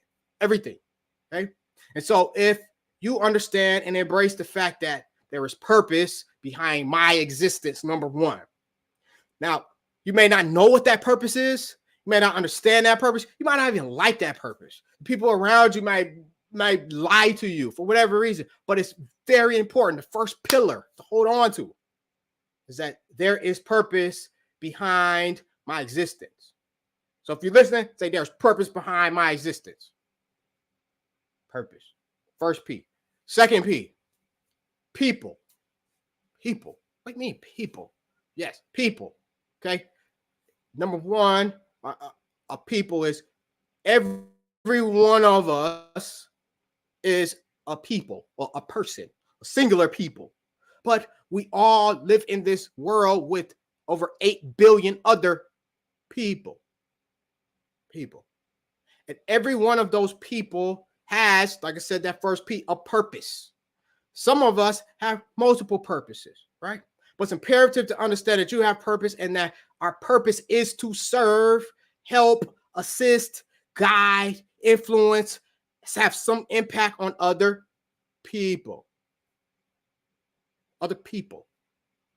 As a leader, if you're one of those leaders that's been in business or in leadership for decades, you already know this. Our roles, our lives, everything when it comes to leadership is usually starts around people. Your people. How do we get your people? How do you get your people to do this? How do you do this? People. People is the second pillar of influence and leadership. And if you do not understand, you don't understand or embrace or accept or tap into and harness your ability to connect with and influence people, the second pillar of this tower of your life of leadership, it will crumble. It will cause it to crumble because there's no getting away from people. You'll always have to serve people. Always have to serve people. You always have to help people. You will need the assistance of people. There's no way around it. Now, these people, a lot of times, again, in our perspectives and in our teaching and training that we get about leadership is usually about people that we work with. Well, I understand and accept and I teach my clients and my students that it's not just the people you work with. Matter of fact, the people you work with are outside of your house. Those are people that you see only for part of your life. Matter of fact, those people, you only know those people because of the particular position you're in. And you guys so happen to cross paths because of that position. But before those people, there are people that are in your life every day called your family. Family, yeah, everybody has family. You might not like your family. You might not have grown up with your family. It may not even be biological people that are your family, but we all have family. Okay. And family, again, I was the oldest in my family. I'm a father of 8. Listen, having family teaches you, is the perfect platform to teach you how to deal with people who do not think like you. Can I get an amen to anybody? Or ashe, right? People. There's no getting around people. No getting around people. So to understand how to influence people is a huge skill, whether it be your family, your friends. You won't have friends if you don't have influence on people. Nobody will like you, right? Your colleagues and also your community. So people, these are pillars. Okay, that's the second P. So we got purpose, we have people. The third P is problems. Problems. Yes, problems. What is this? Why is this a pillar in this holistic leadership framework you're talking about, Coach Jeff? Because everybody have problems. There's no getting away from problems either. No way. No matter what. You can do all you want to prevent problems, but they're gonna come. Like, problems are a part of life. And sometimes the problems that we face are not our own problems. Sometimes the problems that we face are not even due to something we've done, but there is a problem. Sometimes there's problems with relationships with people. Okay. People have conflicts, which is a problem, right? Some of us have grown up and live in environments where the people never ever came to peace. The problems that they have had within themselves, number one, and then with other people escalated and spilled out. And think of how many families are destroyed because of problems that people had that they didn't solve. Those leaders, it's important to understand that problems will go nowhere. In fact, as leaders, if you've been a leader for a while, you understand that, look, if there's a problem, who they calling? In fact, our job, what I learned as a manager very early in my career, 19 years old, is you are the number one problem solver. If there's a problem, who do people ask for? The manager. Who's your boss? Go get your boss. Who's in charge? Who's in charge here? Because of the problem. And so the ability and the skill set, the innate ability that the Creator gave all of us to solve problems is critical to your role, your life, your career as a leader. It's solving problems, identifying problems, right? Identifying the right goals and way to solve those problems, right? Creating strategies to solve those problems, right? And executing those strategies with excellence are key. If you don't have these skills, third pillar in your tower of leadership, of being a whole leader, is already in shambles. Problem solving skills. Listen, I've worked with hundreds of people, and so many people, there are certain problems that they run into that they can't overcome. And because they don't have that other pillar in place of people, learn how to deal with people, right? And knowing your purpose, they run into these problems, and all it takes is having the right relationship with the right people, and the problem could be solved. Yeah, just knowing the right people. Sometimes it's not even about money. Some of us have problems that we think is about money. And honestly, it's not even about money. It's the right people. Sometimes it's having the wrong people around you have you in problems that you don't even have, that aren't even yours, end up fighting battles that are not yours. Sometimes having the wrong people or having relationships with the wrong people cause you to be in situations that are detrimental to your life, your business, your family, your relationships with other people. Problems, man. Problems. That's the third piece. So we have purpose. We all have purpose. Everything that exists has purpose. People. We all have to deal with people. We work with people. We need people. We are people. Okay? And if every person, every situation, every business has problems, there's no way getting around it, around having problems, but there's a way to solve problems, which is the next P, the fourth P in this tower. Fourth pillar is processes. Processes, yes. Purpose, people, problems, processes. What do you mean, Jeff, about processes? Well, everything that exists is because there is a process. Nothing happens outside of processes, without processing, right? Nothing just a snap of the finger and it exists. Even the snapping of the finger is the process. There is always a process. There's a process to solve problems. There's a process to step into problems, right? There are processes that work and there are processes that don't work. And if you, as the person who is the leader, okay, person who is leading, who is guiding, who's making an impact in the space, if you do not know the process necessary to solve that problem, you've already failed. If you don't have a process of finding the solution to the problem, you've already failed. Okay. And if the process you're using is not getting the results that you're looking for, that your organization is looking for, your people are looking for, the process to help you fulfill your purpose, if you don't know what that is, you have now a three-legged chair. Processes. Processes are everything. In fact, working with entrepreneurs, small business owners, even management, people who are in management positions, processes are the thing that gets most people in trouble. Most people have a disdain for processes. I have a disdain for certain processes. Think about one of the problems that people have in life is balancing or managing their time. That's a problem that a lot of people have. Again, as a father of 8, I'm telling you from experience, managing of time is a huge, huge thing. It's a huge thing. It's a huge problem that has obstructed my life in a lot of ways. But I've been intentional about processes, the right process to manage my time, so it will help, so that I'm not shooting in the dark. Okay, processes. As a manager myself, most of the employees or people that worked on my team, the issues that we had was with, this is the process that the company or organization has in place to handle this situation. And this is what I need you to do so that we can solve this problem. A lot of people don't want to follow the processes all the time. In fact, companies, we would hire managers to manage the process that's put in place. The purpose of the manager is, hey, we have created a process to make sure that our organization flows. This is the step 1, 2, 3, 4, 5, 6 that's necessary. And we need to invest in people who will maintain, who will learn this process and manage and make sure this process is followed day in and day out. And most of the clashes that I had as a manager, or I still have even as a manager of people on my team, is the processes. Many people don't like processes. Many people don't have the wherewithal or discipline or want to.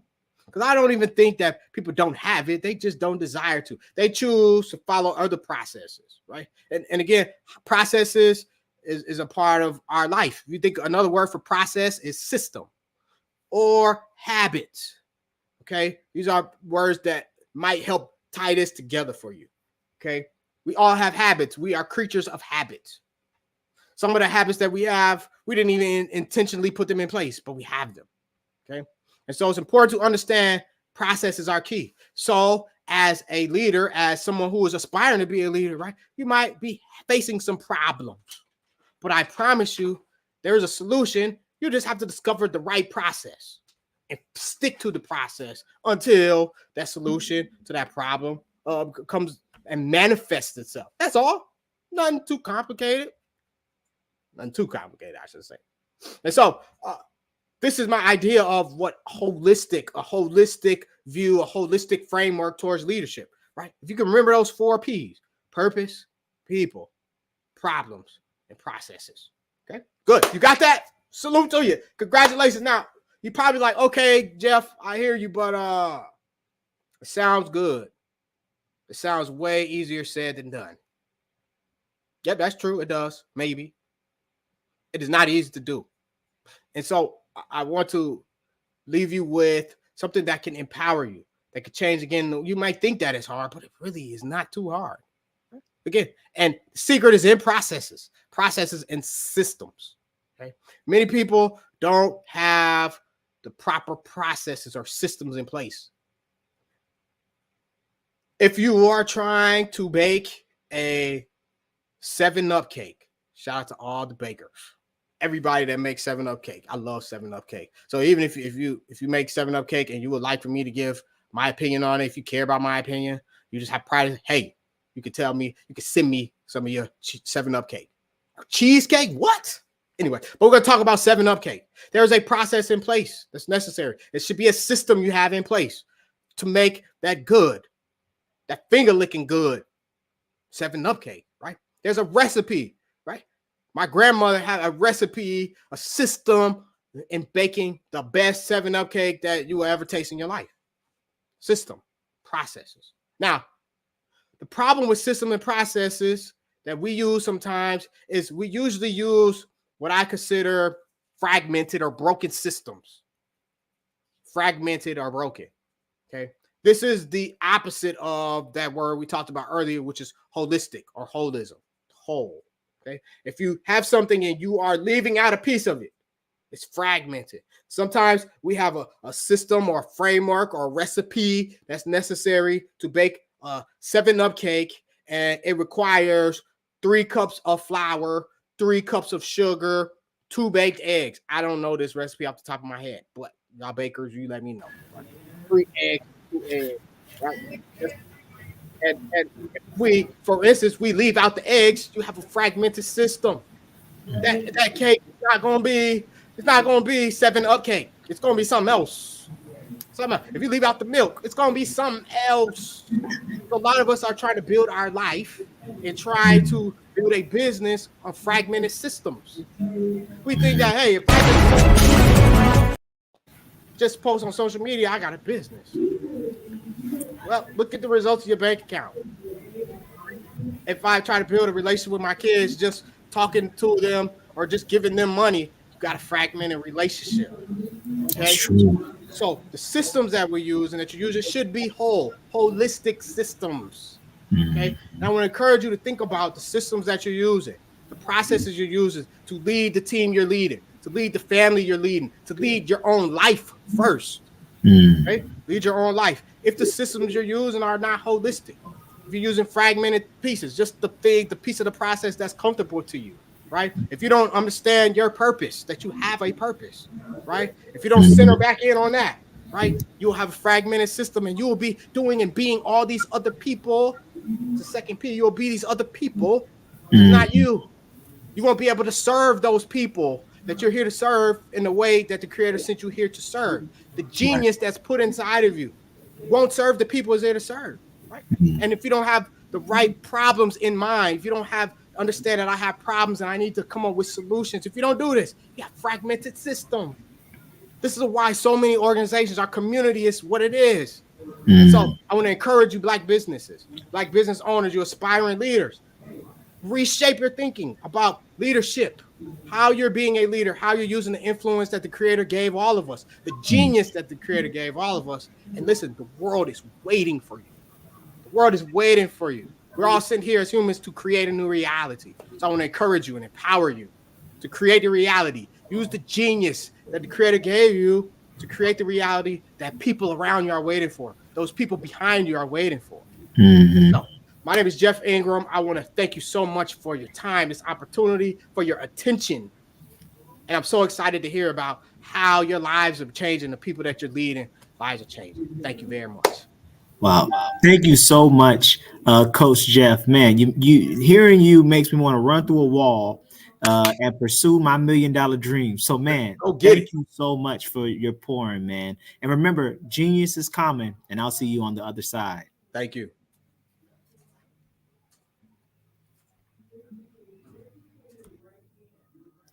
The Black Business Expo's mission is to raise funds for high school seniors going to college or K-12 entrepreneurs.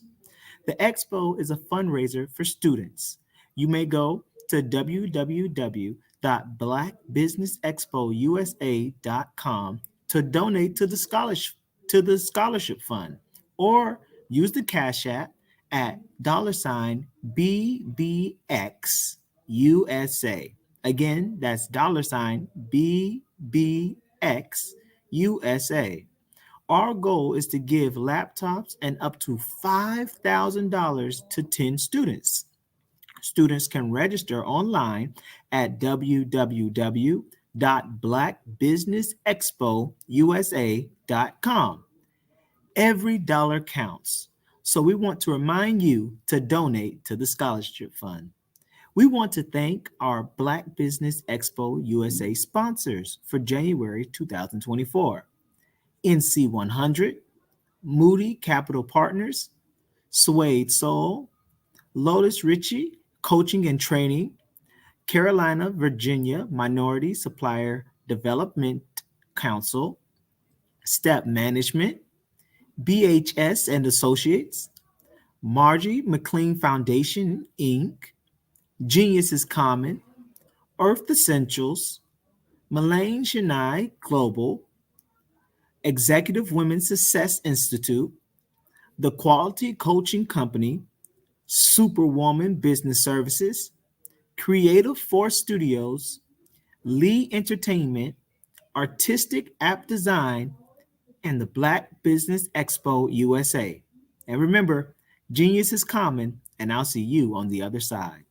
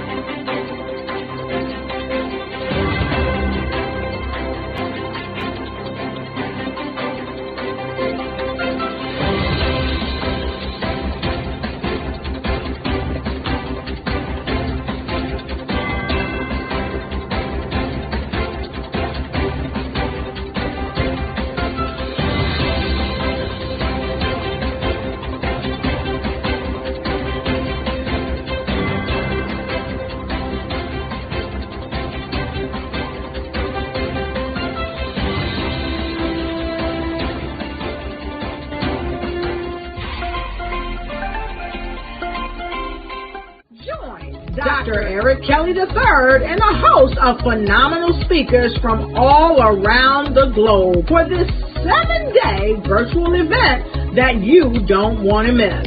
The mission of the Black Business Expo is to raise scholarship money from kids all the way from high school, all the way from college. The Black Business Olympics is one of the largest Black business showcases in the world. It is an opportunity for businesses and companies to showcase their businesses globally. We are going to be giving away laptops up to $5,000 away to students. Again, I'm Olivia Appleberry, the founder of 2 Cents Finance and one of the speakers for the expo. I am so excited to see you there. For more info, go to www.blackbusinessexpousa.com or call 919-308-9090 and hope to see you there. I am Black business. From the moment I wake until the time I sleep. Yes, I am Black business. I am Black business. Tell me, are you Black business? I am Black business. Do you support Black businesses? Listen, I support Black business because I am Black business. Black Business Expo, one of the largest business showcases in the history of Black business in the world. The world! Sign up today at www.blackbusinessexpousa.com or call 919-308-9090. I am Black business. I am Black business. From the moment I wake until the time I sleep, I am Black business. I am Black business. Are you Black business? I am Black business. Do you support Black businesses? I support Black business because I am Black business. Black Business Expo, one of the largest business showcases in the history of Black America in North Carolina. Join Dr. Eric Kelly III and a host of phenomenal speakers from all around the globe for this 7-day virtual event that you don't want to miss. The mission of the Black Business Expo is to raise scholarship money from kids all the way from high school, all the way from college. The Black Business Olympics is one of the largest Black business showcases in the world. It is an opportunity for businesses and companies to showcase their businesses globally. We are going to be giving away laptops up to $5,000 away to students.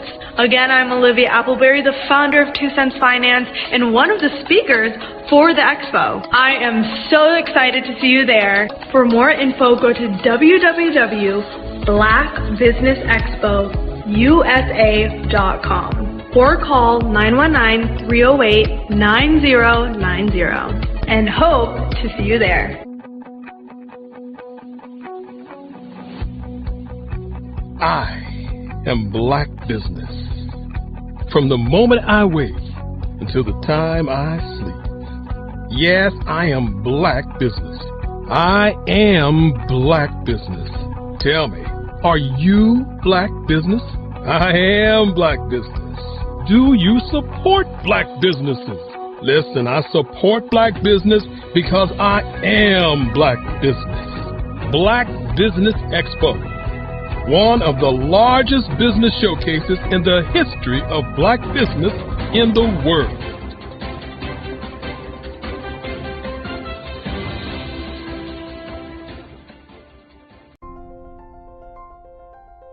What if you could build your own city? A place where every child can find nurturing people to help them achieve their full potential. A place where every adult can access job training support. Where health education is abundant. Where social justice ruled the land. A place without limitations. Welcome. You have arrived at STEM City, USA. It is what every city should be. A safe and trusted community where you find people and resources to help you become everything you are and beyond. STEM City is unlike anything you have ever experienced. It is a digital twin of the world around you, only better. STEM City is about energy and soul renewal. It is more than a digital world. You can almost feel the power of live cultural events, music, and theater. STEM City promises a better future for children with caring mentors and hands-on activities with dedicated tutors to support our youth. STEM City is your passport to a healthy lifestyle with weekly events addressing our community's many issues. STEM City is your financial well-being with helpful information on wealth management, career advancement, job training, and so much more. STEM City is the community you deserve. It is the city where your dreams can come true. STEM City USA, a place in the sky that is accessible to all who reach for the stars.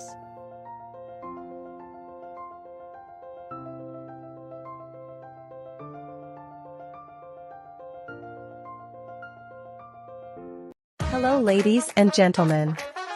Allow me to introduce myself. My name is Tara Bush and I am the co-founder and COO of the Hello LLC, where our mantra is helping everyone live life optimally. And more importantly, helping entrepreneurs leverage leading-edge optimizations. We help businesses build, brand, automate, and pivot into the future. With over 22 years of corporate C-level experience, I carry a wealth of knowledge and expertise in my professional portfolio.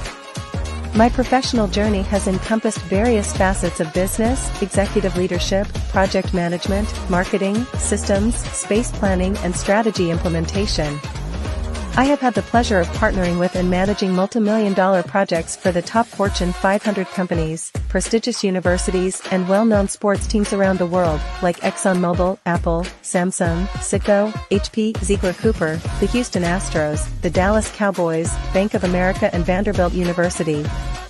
What fuels my drive is a passion for innovation and creativity that knows no bounds. I thrive on pushing the boundaries and thinking outside the box to bring fresh, ingenious ideas to the forefront. I turn visions into reality. As a leader, I am a steadfast advocate for integrity and creativity. I am driven by a profound desire to help individuals and businesses create their own return on time investment while leveraging technology. At the Hello LLC, we are more than just a 3D digital marketing agency. We are a community committed to helping, building, and thriving together with integrity. We can either show you, teach you, or do it for you. We believe in the power of innovation to transform the status quo. My fellow professional powerhouses, in the spirit of abundance, I firmly believe that there is enough prosperity in this world for all of us to thrive together. So, I invite you to make the pivot because the future is already here.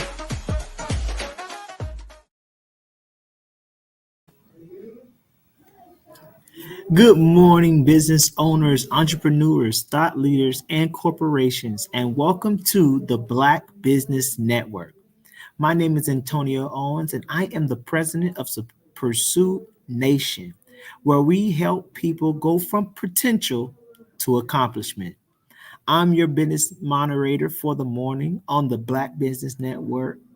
The Black Business Network is a 24-hour business network showcasing Black businesses, business owners, entrepreneurs, and thought leaders worldwide.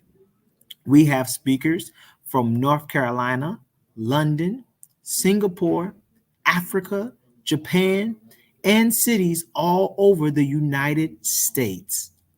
The Black Business Network is a global community sharing its business knowledge to empower, inspire, and educate businesses about business. Our next speaker is Renata Brown. Renata Brown is an award-winning CEO of Dreamspire TV and Dreamspire Publications. Ms. Brown's zeal for the arts and motivational speaking comes from being an artist. She is the publisher of 3 online magazines, Dreamspire TV Magazine, an arts and entertainment magazine, and emspire.com, which highlights entrepreneurs. Dreamspire books for authors and motivators. The publications have covered such events as the Stellar Awards, the Black Music Honors, and the NAACP Awards. She founded and executive produced the GANSPA Awards, which is the Gifted Artists Neo Soul Poetry Awards. From 2013 to 2020, from 2013 to 2017. Ms. Brown is an accomplished songstress, poet, and speaker. I present to you Ms. Renata Brown.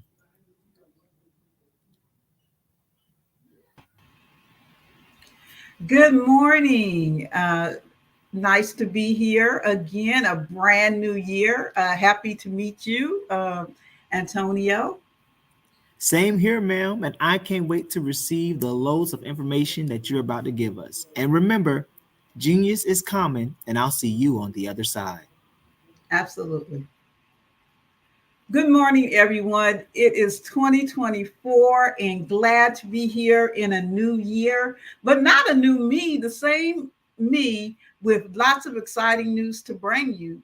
This morning, I am the collaboration as somebody donned me goddess, and we love to talk about collaboration, but we have a new thing that's coming up next month. So I'm here to talk to you about that. I'm here to bring you a guest speaker on this morning as well. We are talking about the Black Business Olympics Network Literary Edition that's coming up next month, the second week of the month. Just like we do for businesses, we will be highlighting everything about the literary world, authors, publishers, consultants, people from all different types of topics on books. So definitely be with us. We'll be talking to the fiction writers, the nonfiction writers. We'll be talking about children's books, ebooks, businesses books. So you tell a friend to tell a friend. If you haven't already signed up, definitely sign up, and we'll give you the information to do so, because we not only want you to be a part of the Black Business Network Expo on the 4th week of every month, we want you to dial in and be a part of the Black Business Olympic Network's Literary Edition. We are partnering with some amazing people, including the Harlem Book Fair. So it's exciting stuff. And I wanted to kick this off by bringing you on an author so you can see some of the things that we are going to be doing with the Black Business Expo Literary Edition. You can bring my guest in, Miss Stacy Thomas. Hey, Stacy, how are you this morning? Good morning. How are you, Renata? I am good. I am good. Glad to see you here with always your effervescent smile. Thank you. That you wear. So I'm glad to have you as the first preview guest of what we're going to be doing on the Black Business Olympics, the literary edition. I have the pleasure of working with you, and every time I read your amazing resume, I'm like, wow. So I'm just going to read a little bit and let the people know who you are, and then we're going to get into it, okay? Okay. So Stacey Thompson is a published author of The Words That Heal, Encouragement for the Soul. She is an empowerment speaker, a certified professional life coach, certified parent coach, parents, yes, we need that, and a mentor with over 25 years of success in her field. Stacey is an expert in empowering individuals to embrace their purpose and turn their dreams into reality. Now, usually I don't get into the education, but this is noteworthy, absolutely. She holds an associate degree in criminal justice from Tri-County Technical College, a bachelor's degree in psychology from Southern Wesleyan University, and a master's of science in youth development leadership from Clemson University. Stacey's journey is a testament to power of strength, endurance, and direction in achieving success. And I can definitely say that that is true. So thank you for being here, Stacey.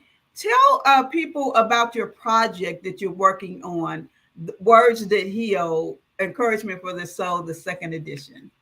Okay, awesome. But first, I want to say thank you for inviting me, especially to be the first author because I always try to think of myself as a trailblazer and an innovator. So I always love to be, the first of anything. So I'm excited to be here this morning.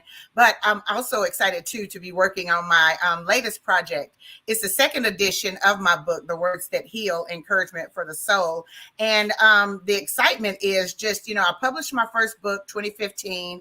My book did pretty good. It had a good run, but as I have lived, and as we say, life has life, additional things have happened, and there's more things that I want to share. So I thought, why not have that second edition of my book, because this book for me is proof that you can rise up from anything that has ever happened to you, but also to the people that will read my book, just to show them that they are not alone in what they're going through, and someone else has experienced, has what they experienced, has thought about what they thought about, has went through something that they have are in right now, or maybe have went through before and came through it and survived and thrived. So that's why I'm so excited about this project.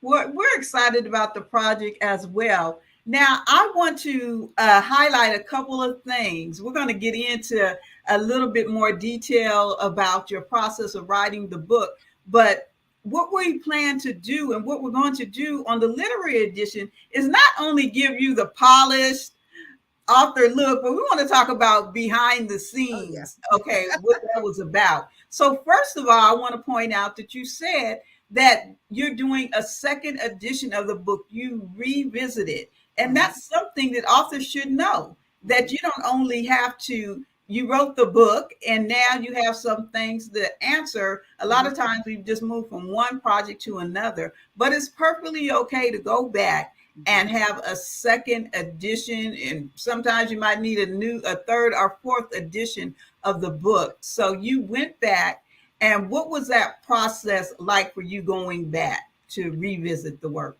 I will say, for my first book that I published, I actually shared my journal, things that I've written, and experienced, as I said earlier, experienced in my life. And I share my journal of things that, what I wrote down, what I thought, what I experienced, how I felt in those experiences. But again, as life has progressed, I went back and I looked at those, every section that I wrote in my book. And this book has 5 chapters, but I've lived a lot. I've grown a lot. So just that process was, okay, let's look at what we had there. Let's revamp that. And let's, kind of add to my maturity from then to now. And I put that maturity level on there, and that's what the readers are going to get this time. I love it that you went back and you looked and you revamped, and that's important to know. So how was it? Did you find a new level of vulnerability in rewriting the book? Yes, most definitely. I had times where I thought, maybe I'm not going to do this. Maybe I don't want to share. Maybe I don't want people to know exactly, what I've been going through because, I shared it the first time and I shared, I came out saying, hey, I experienced these things and look, I made it. And then, as life will progress and, if you keep living, you're going to see sometimes we will experience something. If we didn't learn from it that first time, you're going to go through it again. So, I had to repeat a few things, but I think I got it now. I think I got it. But it's, that book is going to be proof to show, okay, I lived through some things again, but I came out without any smoke on my clothes, without any scars on me. But I came through that and I'm sharing that because I want people to see, what you just said, the vulnerability and people to see the real side because, yes, I want to stand and look polished and I want to look like I'm, hey, I'm here. I still got this smile on my face because I'm going to smile no matter what comes my way. But I want you to see the process of what I went through. And yes, there were some down times. There were some days that I didn't feel so excited, and I want people to see that side because just, if someone always sees you smiling and always sees the bright side, they may not come to you because they think, okay, that person never experienced anything. She never went through anything. How is she going to help me? I love that you went back and you revisited that and you have a clear purpose of what you want your book to do and to accomplish. And so we're going to get into some of the technical stuff about getting your book out. Now, just to be in all transparency, I do work with Stacy, okay? Yes. Okay, make me look good, Stacy. Yes. But what are some of the things that you're doing now in putting out your book that you didn't do before? So one of the things, definitely, it has been a blessing to connect with you. I met you last year, we connected on a different project and, I feel like I convinced you to publish. You were saying, I don't know if that's something I want to do again or anything. And I was like, I feel like I kind of convinced you and, with a lot of pretty pleases. And, but I'm so excited to be working with you. But some of the things that I'm doing different is, definitely being more intentional about how I'm putting myself out there, being more intentional about my marketing, making sure that I put out a great product for people and not just, kind of half do anything. So I'm really excited and I love the push that you give me because I'm, constantly thanking you for pushing me and taking me outside of my comfort zone, to get out there, make sure I put myself out there consistently market myself along as my book, because not only are people buying my book, but they're also buying me as well. So just making sure that I'm being consistent and having that consistent presence out there. And so I really appreciate that because, it's very important, because if you don't, none of us know everything. So I know I am the queen of staying in my lane. So when I don't know, I go to the person that I know, that expert that I know, can push me and put me in the right place that I need to be. And I'm so excited to have connected with you and to know that, if you're gonna go for this, make sure you have someone that has done this before and has walked this before so that they can show you how to achieve what you're trying to achieve. And attitude is everything. You just absolutely have been a pleasure to work with and to go on this journey with you for sure. And a lot of times authors want to write. They just want to write and tell the story. And I tell people all the time, writing is good. I've been writing since I was a very young child, since 8 years old in some form or fashion. But one thing I had to learn when I became an author and have learned with working with over 400 authors on Dreamspire books, that being an author is a business. And a lot of times we don't approach it as a business. And we also have to look, what is the ending that we want? I always tell people, write with the ending in mind, not the ending of your book, but what do you want your book to accomplish? So what are some of the things that you want your book to accomplish? Most importantly, I want my book to accomplish, I'm glad you said that because when you've talked to me about that before, it made me really look at, okay, I'm not just here to say, hey, I got a book out. and just leave it alone and forget about it. But I'm here, to put my, put my book out, have that information out there to be able to motivate and inspire, but motivate and inspire beyond the pages and beyond them reading. It's for them to know, okay, I read this, but I want a little bit more. So let me tap into Stacy, the motivational speaker. Let me tap into Stacy, the coach, and see what else I can pull from her, because I love what I read here. So let me tap in and see what else I can pull from her. So that's the main accomplishment I would love to have from my book. And you said something very important. You said, let them tap into Stacy and the other things that you do. Yeah. Because a book is not only a way for people to read and get insight and to hear the story and to be motivated, but it is also a way for them to tap into the greater things that you're doing. Now, I've heard this saying before, and I kind of agree with it. And in a way, I kind of don't. They say in this particular environment, a book is almost like a business card.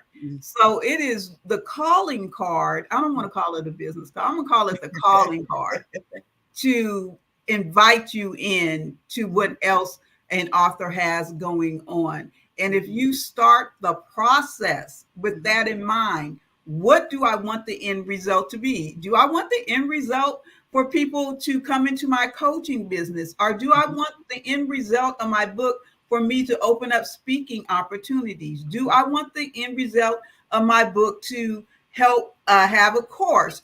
Our journals are really popular today. So I think each author, when you come into it, you can just, the sky is the limit. It's not even the limit.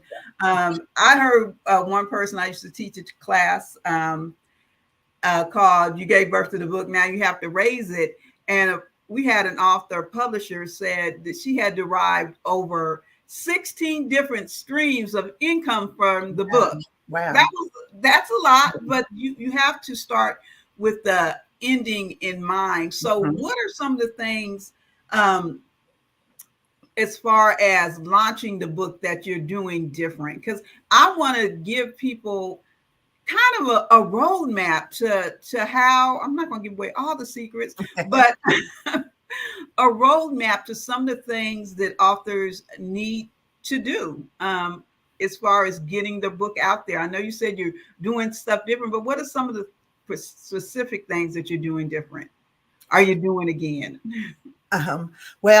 Here, one thing that, especially with writing my second edition of my book, one thing that I constantly reminded myself was, don't be afraid to share, what you want to share with your audience. Don't be afraid. Don't worry about who's going to read it, if anyone is going to read it, because there is someone out there. You do have an audience. So that's one thing that I made sure that I, took that negative thinking from my mind, and I approached it differently this time, and saying, you know what? Okay, I'm not going to be afraid to share, exactly what I experienced. I'm not going to sugarcoat anything. I'm not going to, change it up just to, not offend anybody or maybe step on any toes. I'm not concerned about that, because I'm sharing to speak to that person that, that person that, or those people that need to hear what I have to say. So I took that different approach. And, one thing that I'm doing different is just being more consistent with getting out there, getting myself out there, doing more videos, posting more videos online, taking advantage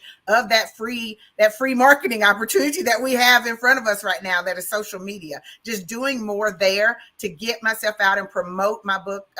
Throughout my book, I do have, Stacy P. Speaks as my a motivational speaker. And I also have what I call Stacy quotes, and they're in my book, and I share them a lot. But that's one thing that I'm doing is, sharing some of my Stacy quotes from my book, and sharing those consistently, and sharing them with people, and just putting a little thought, trying to get some dialogue going with people about, that Stacy thought, and getting them to conversate and, what they think about that. And I do have people that, they may not comment under the post, but they may reach out to me, in my inbox, and they may DM me and say, you know what, that really spoke to me, or that really blessed me. And, that touched me because I've thought the same thing, or I've experienced the same thing. So just not being afraid to put yourself out there and know that you do have an audience. So that's the biggest thing that I would say, to make sure that you do. And that's what I'm doing differently, because, like I said, because when you're sharing, it can be, it can be scary. because you're sharing, people are going to see you, and you have to not be afraid for you to show, so that you can be able to help others and expose yourself and get, just like you shared earlier, get those 16 or more, streams of income coming in. And that's what I'm thriving for, is to be able to put myself out there so they know me, the author, but then know me as the motivational speaker, as a coach, as the mentor, so that they know who I am as Stacy. That's awesome. And you're doing a great job. So I'm going to put you on the spot. So if there is one or two, I'm going to let you do one or two, okay, Stacy quotes that really touched your heart and really resonated with you, because I think things first have to resonate with us. Mm-hmm. They have to really hit home for us first, mm-hmm, to really resonate with someone else. And what I find is sometimes we feel like we're isolated, we're on an island, and no one is going through what we're going through. But when you put yourself out there, then you'll find that people can resonate and connect. They say everybody has a tribe, and it's really imperative that we find our tribe. And sometimes as an author, we may have an avatar of what our tribe looks like or who our audience is. And sometimes we'll be surprised that our audience will identify themselves. It'll be people you never even thought that were in your audience. So one thing that I want to stop before we get to the quote is understand that your audience can identify itself, and that you can't be afraid to redefine who your audience is. When I talk to an author and they say, who's my audience? Oh, everybody. Everybody is not your audience. You have to define that. And once you even define who your audience is, there's opportunity to redefine that based on who is resonating. You may not think, and then that also opens up another area that, okay, well, this is an audience that I didn't think that would relate to me. And now you say, okay, well, how do I continue to reach them? And that's another awesome way to connect with people. Go ahead. Let's hear some. Okay. And of course, you see, I'm looking it up because I have nothing memorized. I don't think. Oh, please. Memory is not, no. I don't know where all that brain space went when I used to memorize stuff. But one Stacy quote that I definitely want to share is, the journey will not only lead you to your goals, but also bring a deep sense of fulfillment and spiritual growth. So, in my book, I do talk a lot about, that journey and life journey. And that really stands out to me, because a lot of people are so focused on, okay, this is my goal, this is my destination. They got, of course, we never take our eye off of where we're going. But a lot of times we keep our eye and keep our focus on where we're going so much that we miss out on these opportunities that are happening to us, and these, what I call life lessons that are happening, that we should learn along the way, because we all go through things. We all experience things in life, but it's what you learn from them that pushes you to that end goal and to that destiny. So if you're just overlooking, these life lessons and these things that you're thinking, oh, that's just something little, that I had to go through, and you overlook that and you just discount that and you count it out, you're missing out on those great moments, those great opportunities, those great speaking topics, those great things that you could put in your book to help others. So that's one of the Stacy quotes that I really like, that I like to share. And, like I said, I love to share them and then be able to expand a little bit on there, just give that nugget to where, you reach that audience, like you said, because I love what you just said. A lot of times we do try to define our audience and who we think our audience is, but you're absolutely right. You do have a tribe or an audience that will find you and you think, whoa, this isn't who I thought I was going to reach, but it turns out to be a blessing in disguise for you. Awesome. And definitely we have to take those moments, especially as busy women doing, we have so many things that we're doing seemingly all at once. And we can, sometimes we're looking so far ahead that we forget to really embrace the moment that we're in. And I know that's a message that can resonate. Yes. When I talk to people, and I talk to people a lot, especially Black women, and they have so many things that they're doing, and I turn around and say, oh, you mean you're a Black woman? Yeah, okay. Exactly. because you have a lot going on. Yeah. So definitely share another one of them with us. All right, I surely will. Hold on one second. Let's see what's another.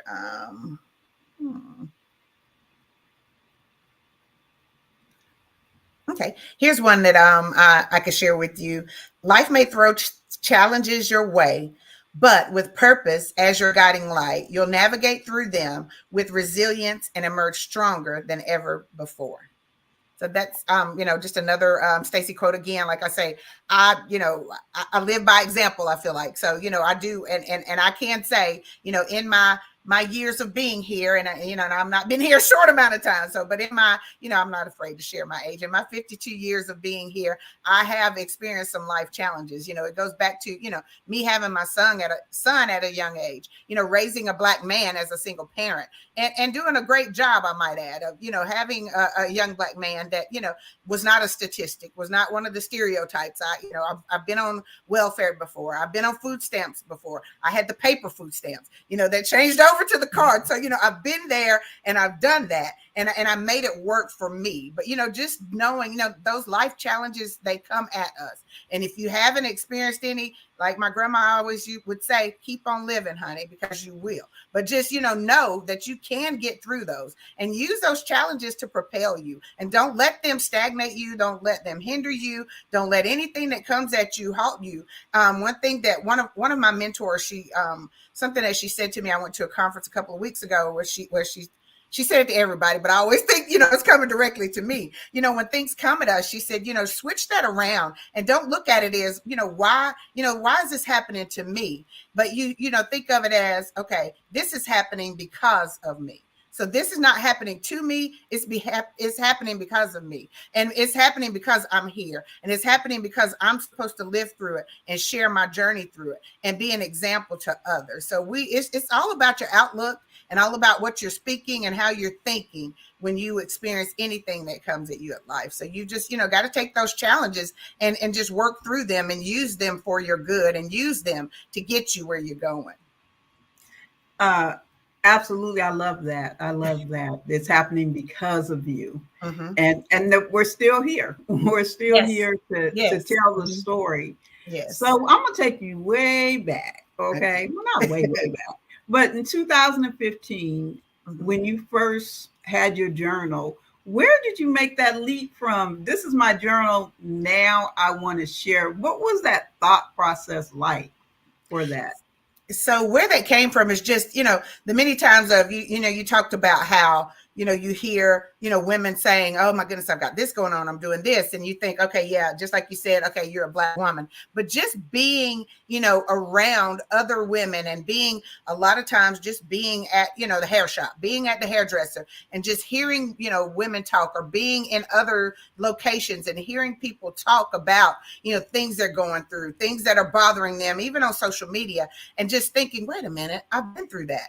I'm experiencing that. That's something that I've written in my journal. And it surprised me at how many times I would be in, environments or be in places and hear other people talking and just, watching them and looking at the despair on their faces of things that they're going through. And I think, man, I just wrote about that, a month ago. And I wrote it down because that's what you talked about, how, you felt like you started writing when you were 8. That's what I do. Anytime that anything I'm experiencing in life, or anything that's weighing me down, I write. I get it off my chest and I write. So that's what I do. I write it down and I write down what's going on. And most importantly, I write about how it makes me feel and then what is going to happen. Because for me, I have a strong faith. So I listen to God, and whatever he tells me, that's what I write down. And then that's what I start doing. No, I don't get it right the first time. Sometimes I may ignore him because what he tells me may not be what I think, sometimes is right. But then I realize, okay, I got to back up because I should have did it the way he said it the first time. And that's, that's what I'm sharing. And that's what I have shared. But that was the reason in 2015 was because I heard so many other people going through things that I've been through. So I thought, you know what? If what I've been through and how I healed, it helped me. So maybe it could be a help to somebody else. So that's how I got started. Definitely. That's awesome that you came at it from a point of I'm healing. I like what you said at the end, how I've healed. And now I want to share. because sometimes people share, and healing is a process, but sometimes we can understand through the writing that maybe they haven't been through that process yet.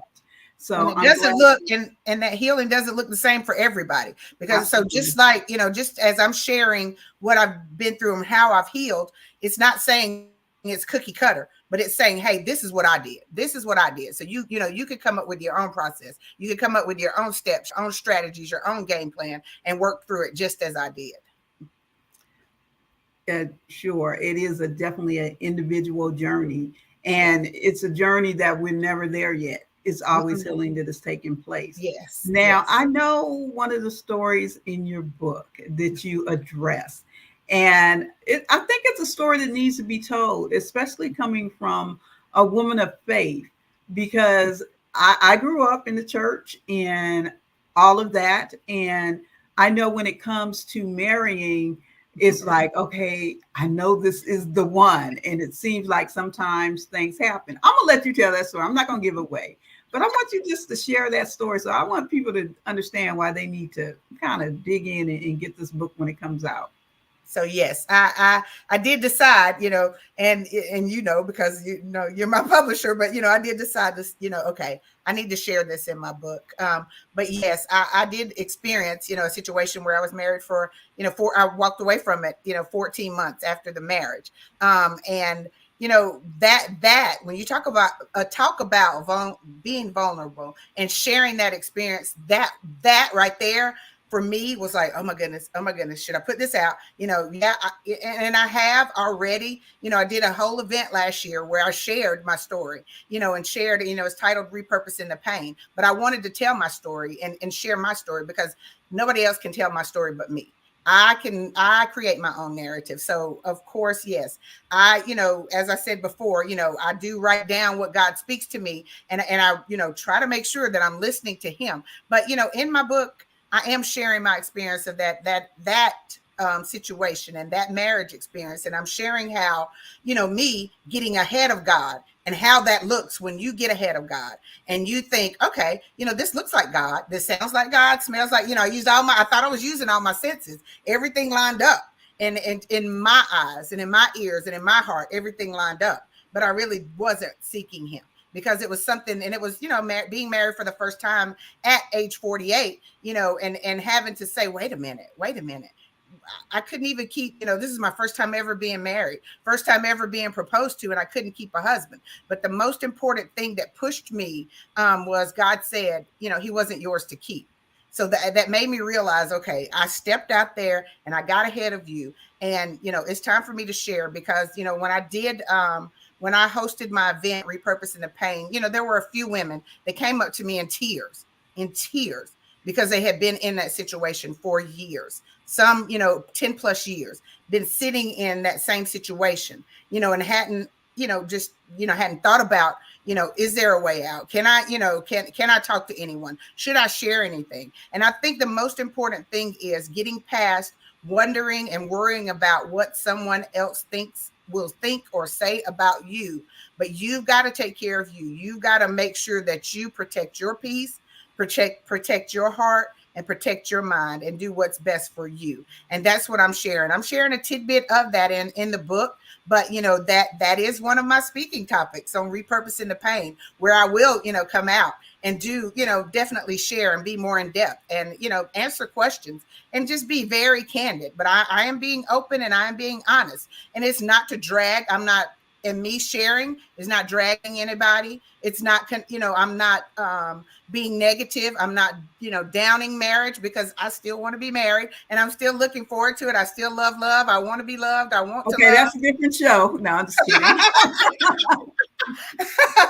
I want to put that plug in there. But yeah, but just to let people know, because a lot of times people may see, okay, or hear, okay, she's sharing a bad marriage experience, and they think, okay, she's going to be negative. She's going to down me, and she's male bashing. And I'm doing none of that, because that's not my goal here. And I don't want to bash any men. I think there are some great men out there, but just because someone is a great man doesn't mean that they're a great husband. So we've got to put those things, you got to look at the perspective and look at everything, and make sure that you are, doing what's best, and you taking that time and searching and seeking and making sure before you take that step that you're doing everything that you need to do to make sure that you're in line with where you're going, and that person is in line with where you're going as well. Well, thank you for sharing that, because that is deeply personal, and we don't want to feel like we have failed in relationships and marriage. And I love the vulnerability and the transparency that you have in telling that story, for sure. And to turn it around and really say, okay, this is what I've been through, but there's healing on the other side of that, and there's understanding in that as well. So definitely get the book. It'll be out in March. Yes. Definitely connect with Stacy and all the wonderful things that she's doing. I thank you so much for being a part of this conversation this morning. And we're going to I hope you guys enjoyed this. I hope you enjoyed speaking with us, because we're going to have a lot more of that. In fact, we're going to do this every month for a full week, the second week. And definitely we'll have Stacy back on and others. So we really want to let you know, as an author, we are investing in you. We're investing in what you do, and we want you to share your excellence with us.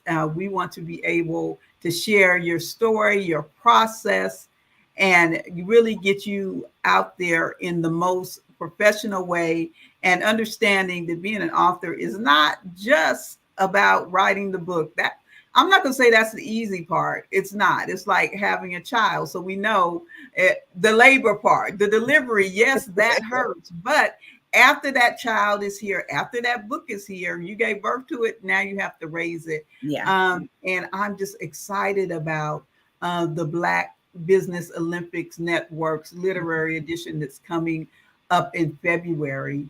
That we will be digging into the nitty-gritty. We will be having more of these conversations with so many different people. I'm hoping you'll come back. I'm hoping you'll come back. I would love to, yes. I'm saying that, but I'm going to bug you. Yes. To have you a part of the conversation, and to continue to expand what we do. And we also always have openings on the Black Business Network too. So on the business side, there's opportunities as well. This is an amazing platform to give voice to Black concerns, Black businesses. And so we want to continue to move it forth. This is January, and the kickoff this year for the Black Business Olympics, what we're kicking off the Black Business Literary Edition in February. And oh my goodness, we have some other things that are coming up with this. I'm excited about having the Harlem Book Fair. That's a big one, 51,000 authors strong that are a part of it. And we're going to even be simulcasting the kickoff with the Black Wall Street physical location in Stonecrest, Georgia. So there's a lot of exciting things. And you get to meet people like Stacy. Yes. You get to meet so many people that are doing amazing things and are lending their voices and are not only writing the books, but getting the books out there and making a difference in the world. I'm just going to say it, making a difference in the world and making an imprint in the world. You never know who needs to hear your story and what you have to say. And it may be the difference, a life-changing event in their lives, as it is our stories move up on us and they make differences in our life.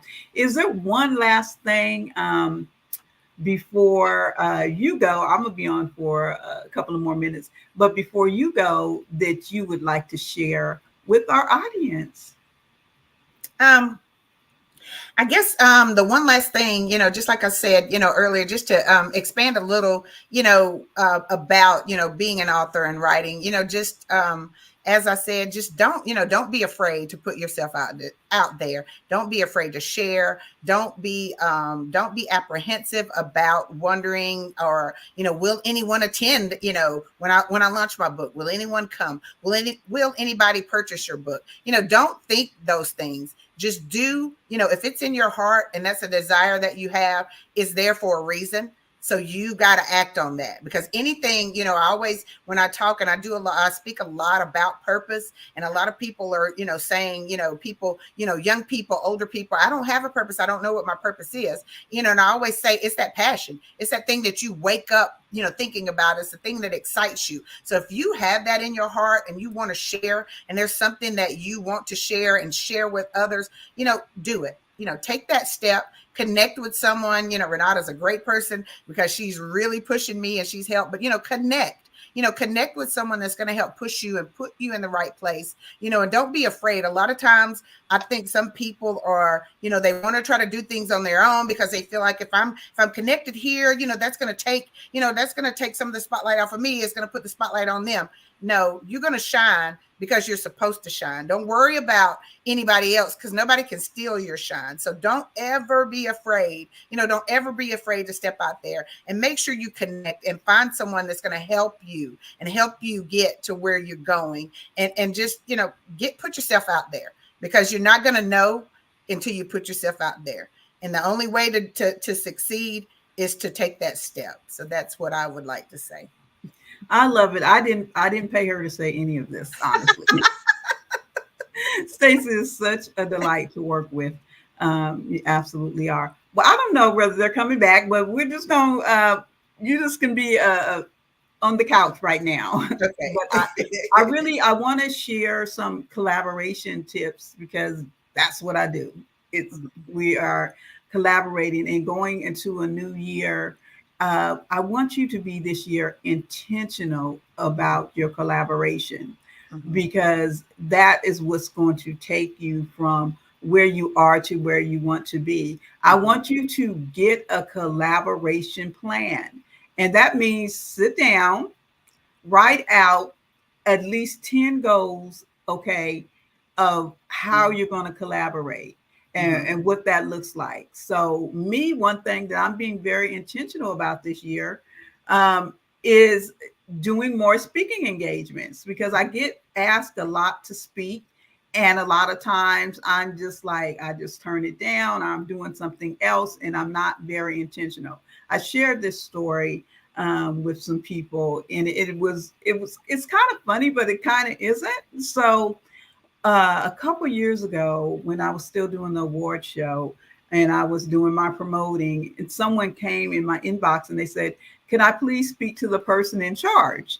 And I had to kind of chuckle, but it really let me know that sometimes as business owners, we don't step out in front of our businesses. We don't get in front of what we're doing. It's so easy for us to put what we're doing, other people in front of us. But as business owners, there's one of the intentional ways that you can collaborate is make sure you step out in front of what you're doing. Make sure that you put yourself in the forefront. So that's one thing I'm intentional. So you'll be seeing me not only talking with other people about other things, but you'll be seeing me talking about me and what I do. And as owners and founders, a lot of times we put ourselves behind our business. But this year, 2024, is the year to stand out in whatever you're doing. Even as an author, stand out in front of your book, because your book is that calling card.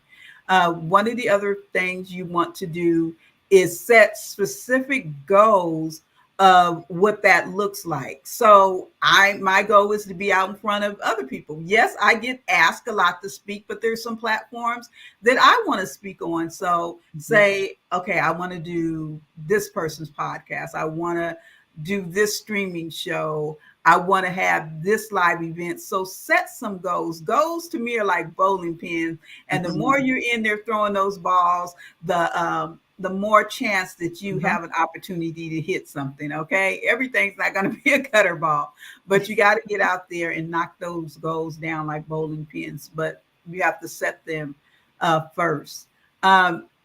Reach out to different networks, because sometimes, we get so comfortable. We want to just, us four and no more. No, get out and talk to people that you wouldn't have ordinarily talked to. So get out there and shoot for the stars. So I'll tell you about the magazine and the platform we have for people in the entertainment world. When I first got into the space during the award show, I knew there was some people that I wanted to interview. And so, first of all, I got people, the low-hanging fruit, that said yes. And I had some pretty amazing low-hanging fruit, I must say. I'm not going to say that they weren't. We came out of our first cover with Natalie from Flowetry on our cover. So we had some pretty easy, some pretty amazing low-hanging fruit. But then I went out and I made a list, and I just sent some emails and saying, hey, this person was on our platform. We would love for you to be on our platform because you would be in good company. So use the relationships you have to position and leverage yourself into other places. And don't limit yourself. I often tell the story about connecting with Dr. Matthew Knowles, Beyonce's father. It was suggested to me on LinkedIn that we connect. And I was like, okay, that name sounds familiar. And when I realized who it was, I was like, why not? Because what's the worst thing you can say is no, or just not do it. I sent the invitation. I didn't even look at it. I was like, it's sent. Next thing I know, when I looked at my network, lo and behold, who was my connection, sent out a request for an interview. Crickets. For a whole year. But a year later, they came back to me and asked me, was I still interested in the interview? So one of the things you can do to intentionally connect is go outside of your sphere of comfort. I don't say to myself, why not? In the sense of, why can't I not do this? I'm like, why not? Why not? So definitely connect with people. Send your book. Talk to people. I connect with so many people that if you looked at me, and I'm constantly humble, and I say that, and I don't say that to appear humble. I am constantly humbled by my network and how it continues to expand. So be intentional with your collaboration. First, put yourself in front. Go out of your sphere of influence that you know of and reach out to people that you think maybe might be out of your reach, but you never know, because guess what? If you don't ask, what do they say? The answer is 100% absolutely no. Yeah. So go ahead and do that. Okay, well, we're going to wrap up. We gave those tidbit tips. Thank you for being with us, Stacy. You're welcome. Thank you. Another month down. And like I said, we see you now, but we will see you in February as well. Thank you. Thank you so much. Well, ladies, this has been a great time, and you all have given tons of tidbits. I think I'm about to write my book next. So y'all keep an eye out for it. And don't forget, genius is coming, and I'll see you ladies on the other side. Absolutely. Thank you. Bye-bye.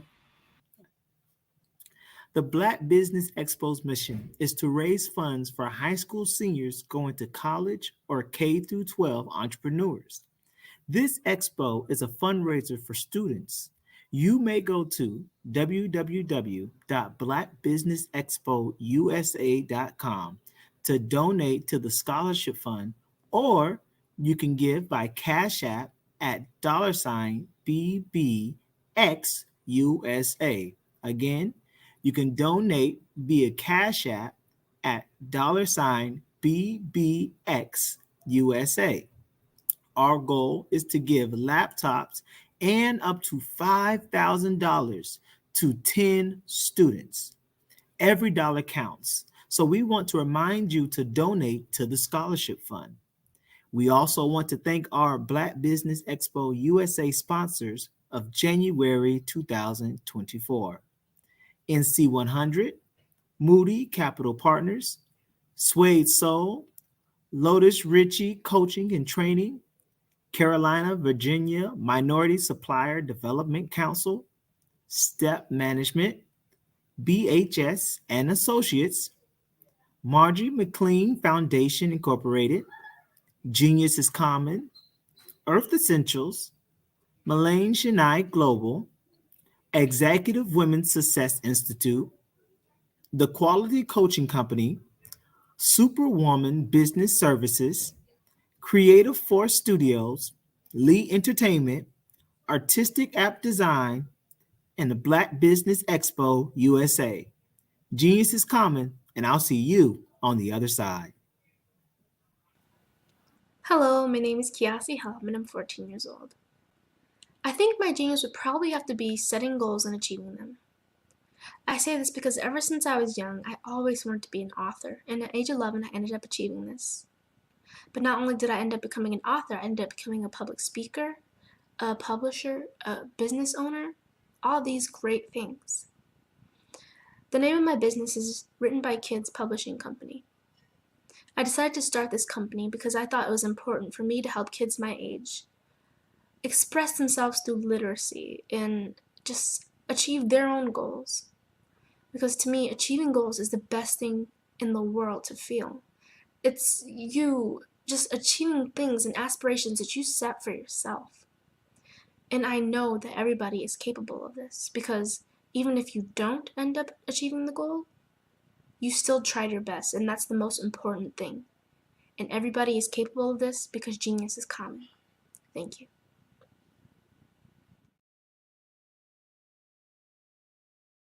Hey, it's your girl Colette V. Smith. The V is for victory. My mama would tell you the V is for Veronica, but it's Colette V. Smith. The NFL's first African-American woman to coach in the history of the National Football League by way of being the first female in 2017 to coach in New York Jets franchise history. Today, I'm the founder of Believe in You Incorporated. Believe in You Incorporated. I got here because I didn't limit myself. I started thinking freely, living life freely. Don't limit yourself. Unleash your power, the power that God created you to be and to have. I got here because I didn't just follow a path. I created my own. You can do the same thing. You know why I know this? Because genius is common.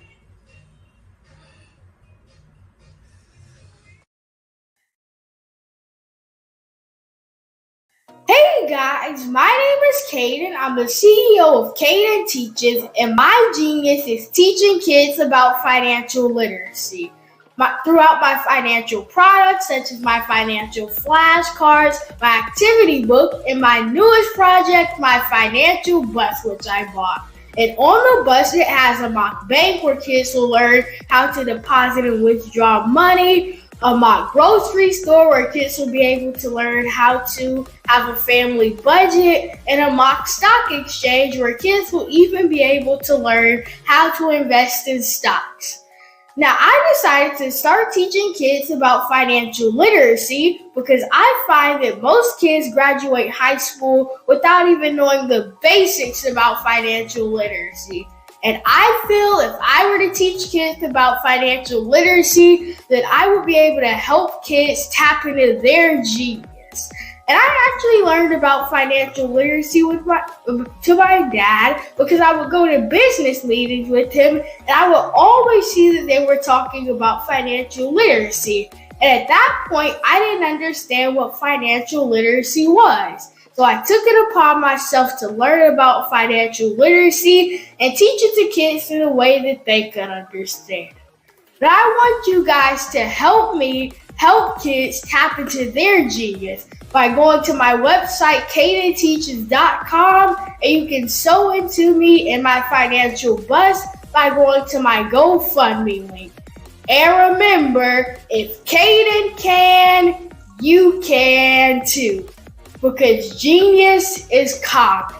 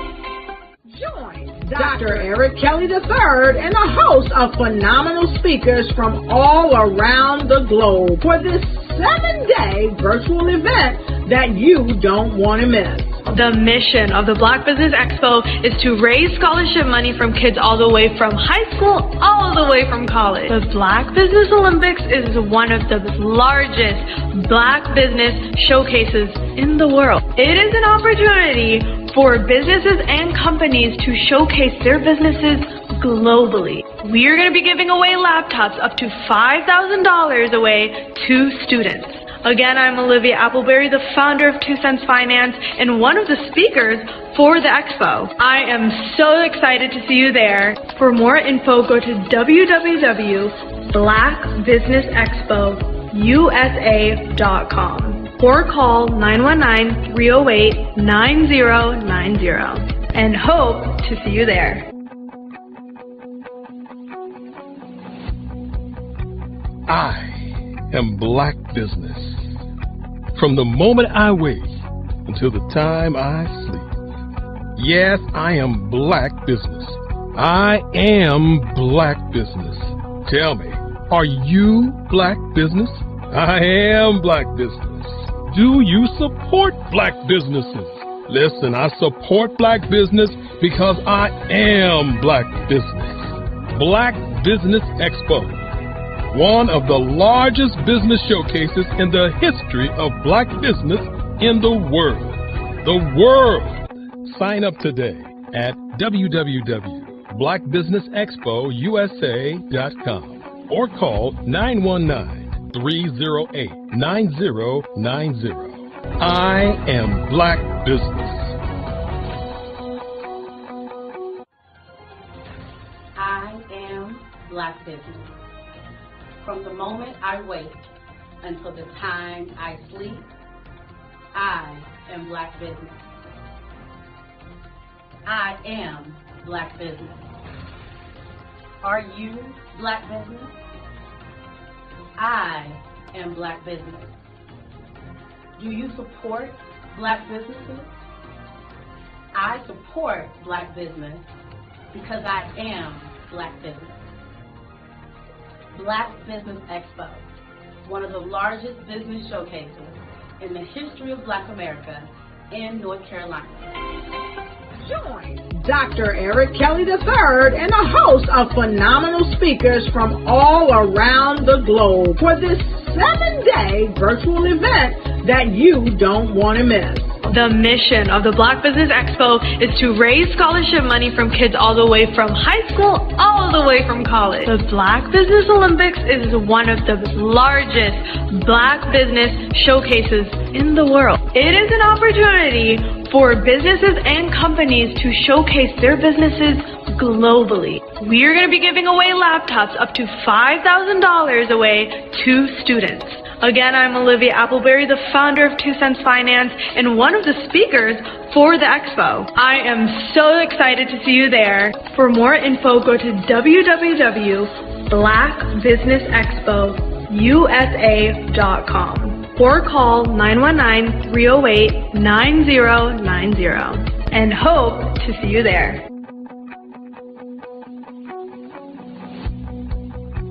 I am Black business. From the moment I wake until the time I sleep. Yes, I am Black business.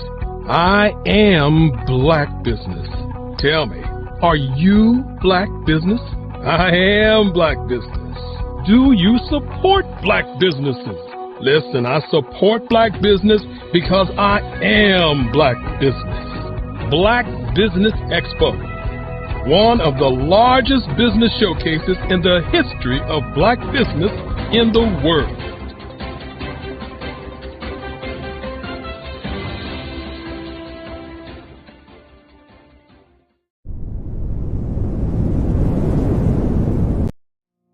Did you know that approximately 333.34 million businesses exist today, according to a report from 2021? And you may be one of those businesses, or maybe you're not in the business market yet, but you're aspiring to be a business owner. Well, guess what? You're in the right place at the right time. Because let's face it, everything is about timing and opportunity. Hi, my name is Dr. Lotus Richey, and I'm the CEO and founder of the Lotus Richey Coaching and Consulting LLC, along with the Lotus Richey Ignite Show. 15 minutes of success with Dr. Lotus Richey, as well as books to boom your business and bring who you are. And today, I want to bring this amazing message to you about the Black Business Network and the Black Business Olympics. See, the Black Business Network and the Black Business Olympic is designed to help people just like you, that's right, that look like me, to take their business to the next level. Not just in your front yard or your backyard, but globally. The Black Business Network and Black Business Olympics is designed not to just help you survive, but to help you thrive. So join us today as we come together with businesses all around the world to support our students, our children, our young teens, our young entrepreneurs. What we do is we come together to help raise funds for students who are aspiring to be business entrepreneurs, who are aspiring and who are thriving in college. We endow them with a wonderful opportunity to gain scholarship of either a laptop or several thousands of dollars. And we invite you to help be a contributor to this amazing opportunity to help someone that looks just like you. So join us today at our website and let us connect with you and help you ignite and take flight in every area of your life on the Black Business Network and the Black Business Olympics. I'll see you on the other side.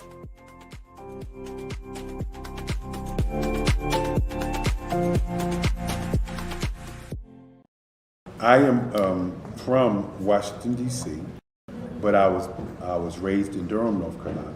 I came to Durham when I was about 5 or 6, and then I traveled back and forth to D.C. because it's where my people are from. One of the unique things about my family is my mother, she's also an artist. She does quilting, and she does a lot of artistic things. And then my son, he draws with both hands, his right hand and his left hand like I do. So that's kind of a family trait. And then my other son, he's a videographer, and my daughter, she works, she's a regional vice president for Sunglasses. When you start out drawing and sketching, you want to continue to explore, each avenue. I do pastels, I do pen and ink, I do painting, I do acrylics. I haven't done oils yet.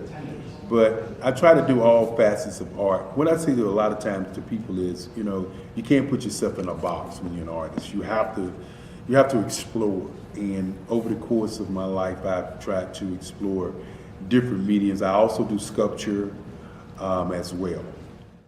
I choose my subjects by the intensity that they have in their faces or the intensity that somebody is moving, because I do more than portrait drawings. I also do I do abstract, and then I do figurative drawing also. Well, what happened in this particular show is that I started out trying to come up with something that would be a little bit different than what everybody else is doing.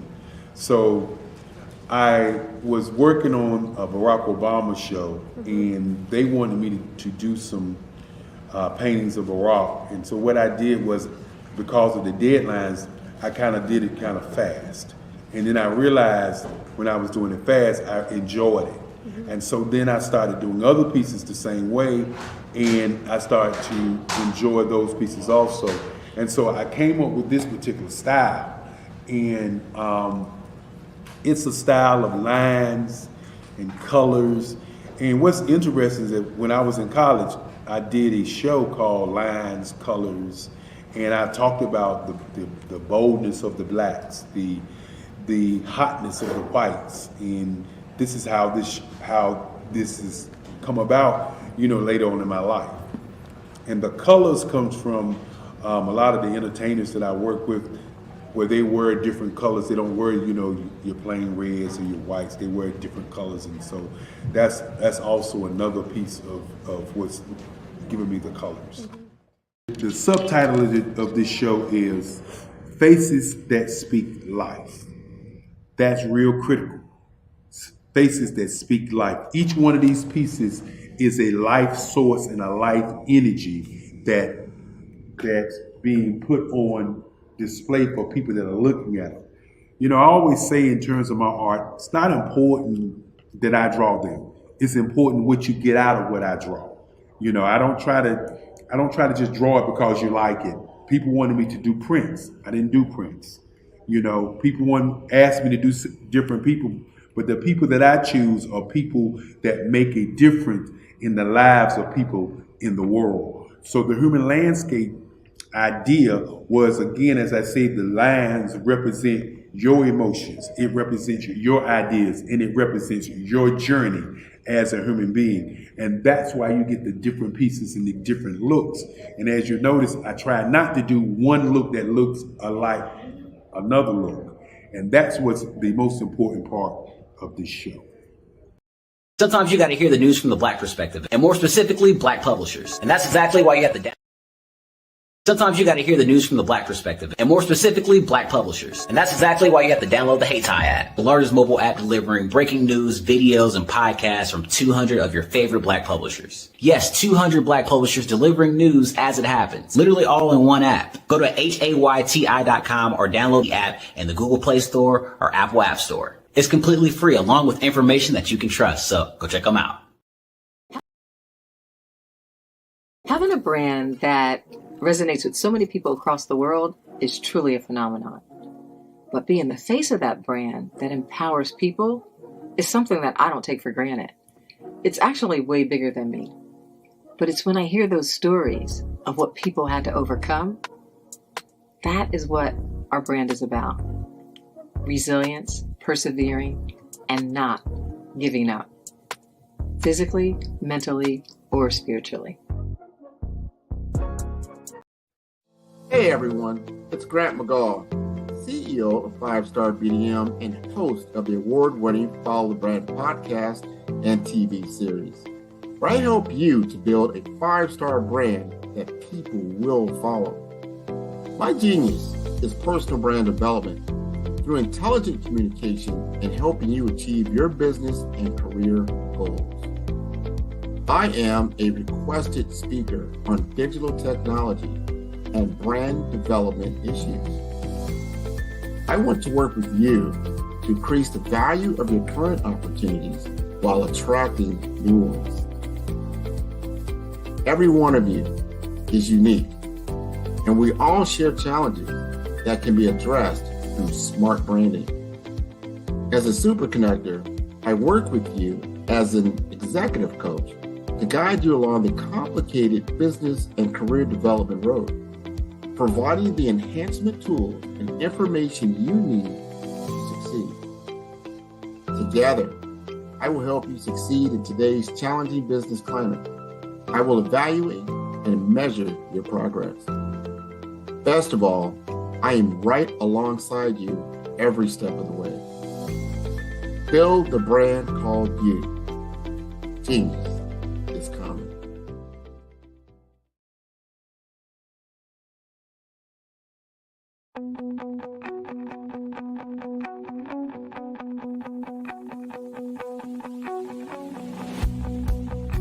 I am Black business.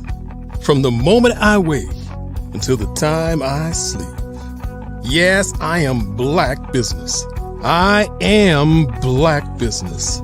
Tell me, are you Black business? I am Black business. Do you support Black businesses? Listen, I support Black business because I am Black business. Black Business Expo, one of the largest business showcases in the history of Black business in the world. The world! Sign up today at www.blackbusinessexpousa.com or call 308-9090. I am Black Business.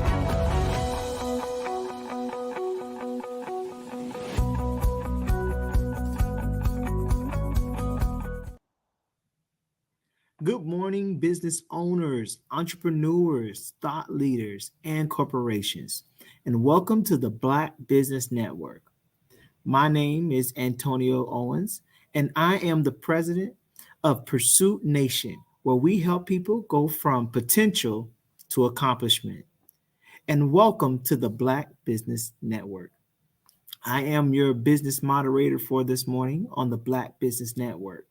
The Black Business Network is a 24-hour business network showcasing Black businesses, business owners, entrepreneurs, and thought leaders worldwide.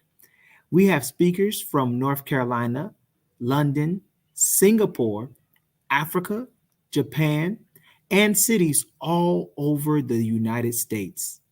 The Black Business Network is a global community sharing its business knowledge to empower, inspire, and educate businesses about business. Our next speaker today is Dr. Tandra Price.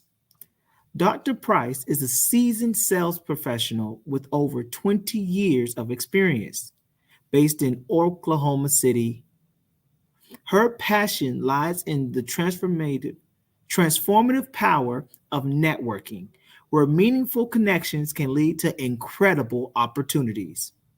Dr. Price recognized the need of guidance in navigating networking events after attending numerous gatherings that fell short of expectations. She saw people struggling with conversation skills and sought to change that. Through her strategic approach to network development, Dr. Price empowers entrepreneurs to win. Drawing from her extensive experience, Dr. Price has trained hundreds of entrepreneurs, equipping them with the skills to build relationships, create opportunities, and generate residual income through networking. She has worked alongside influential leaders in network marketing industries, continuously expanding her expertise. Dr. Price's commitment to fostering global success led her to create a platform that inspires, empowers, encourages, educates entrepreneurs to achieve their goals. Dr. Price's impact extends beyond her network growth work. She co-hosts networking group discussions and frequently serves as a guest speaker on podcasts and at other speaking engagements, sharing her insights and expertise. Dr. Price is dedicated to empowering entrepreneurs and creating a world where everyone can achieve their full potential. I present to you the one and only Dr. Price. Hello, hello, hello. Thank you, Mr. Owens, for that amazing introduction. Anytime. I love the glasses, by the way. And don't forget, genius is coming, and I'll see you on the other side. Awesome. I am so excited to be here with you today on the Black Business Network, where I can share my passion with you, inspiring others who are kind of on the fence or kind of have a little awkwardness when it comes to mastering the art of communication. I'm going to be talking to you about how do we really master this thing, and how do we make it more effective and efficiently for us as we are entrepreneurs. Just a real quick again, my name is Dr. Tandra Price. I'm a renowned international speaker, accomplished 2-time best-selling author. I'm an expert in network strategist. I'm the proud owner, founder of TAPIN, TAPIN magazine. It is a widely recognized global publication. Our magazine has 4 editions, which caters to women authors, speakers, and coaches. TAPIN magazine really solves the problem for entrepreneurs, making it much easier for them to spread their message, expand their network, and broaden their audience. So I want to talk with you today about 5 points into mastering the art of communication. I want to start with talking about the best way to start a conversation. I know a lot of times, as entrepreneurs and we're going to different networking events or we're meeting people, sometimes it can be a little bit awkward, but I'm going to give you some real quick strategies on what that looks like in mastering the art of communication and starting conversation. Secondly, we're going to talk about when is the best time to network. We want to make sure that we're always networking at every point that we can in order to generate new clients and new prospects. Third, we're going to talk about a plan. We can't do business without having a plan. That's kind of our GPS, our roadmap, and two, making sure that our business runs effectively and efficiently. Fourth, we're going to talk about how do we incorporate a platform, 810 million platform user that is free. How do we incorporate that and use that to the best of our ability? And lastly, I'm going to talk about how Tapped In magazine can help you reach your goals in mastering the art of communication. So I don't know if you're familiar or if you've ever really thought about this, but somewhere there's approximately every 2 minutes, there's somewhere, somehow a conversation is being engaged. That is probably something that we often overlook. We don't really think about it, but there's always a conversation that's happening every 2 minutes. And I'm going to kind of reveal to you on some of those platforms and strategies of where those conversations are taking place. And we really don't kind of think about it because it's something that just happens all the time. Some of the main conversations that take place is on our local television station. I mean, they are actually communicating. I always think when you talk about a mass communicating or sending a message, when you're doing it to a mass audience, you are actually communicating. That's a conversation that you're having. But I want to look at some other platforms that are some popular platforms that we use on a daily basis that actually are forms of communication. So we have our Facebook, which a lot of users use that around the world. We have via the telephone, which we all have those handy dandy phones that we carry in our hand with us on a daily basis. We have video chat, similar to what we're doing right now. We have messaging apps. There's tons of messaging apps where you're actually sending your message out. People are communicating with you. Even in a bot situation, there's always some type of form of communication that is happening. We have team chat. Team chat, a lot of corporations use that in making sure that they can spread the message throughout their organization in a much more effective and efficient way. Instagram, which is another popular format that we use in order to communicate our messages, videos, and things of that nature. Twitter, Skype, we have Google Meet, we have Teams, we have Zoom, Slack. WhatsApp is a very popular platform or channel of communication, especially if you're trying to do international connections. And then we have streamlining. And of course, we have what we do right now, which is StreamYard. Those are a lot of different forms where we're actually trying to mass message to our audience. And a lot of times we don't really think about it because it's just something that we use on a daily basis, but those are some forms or platforms that are popular that are used in order to get our message out much more effectively and efficiently. It used to be, we used to have to do the dial-up system, and then we would try to connect with our prospects that way, or we would do print, which is still very popular today. But with these other tools that I just mentioned, or these other platforms, it's much faster, it's much quicker, it's much more effective. And we use those, but we want to make sure that we're mastering the art of communication and sending the right message to our clients, that they clearly understand what it is, what we do, and how we can help serve them and solve their problem. I want to take it a little, maybe just a different step, because I look at mastering the art of communication and networking. They're all kind of the same. You have to be able to communicate in order to network. You have to network in order to communicate. So I like to kind of use those both in the same format. Anytime you are trying to share information or insight in your expertise, you're either communicating to someone about that, or you're in a network setting environment. If you're a business owner and you sell any products, you're trying to tell a story, or even if you're trying to meet someone for the very first time, or if you even post anything on social media, again, you're sending out a mass message of communication, which is networking, and you're looking for someone to engage with you. You must ensure that you are sending your right message to your target audience that's clear and effective. They have to understand exactly what it is that you do and how you do it.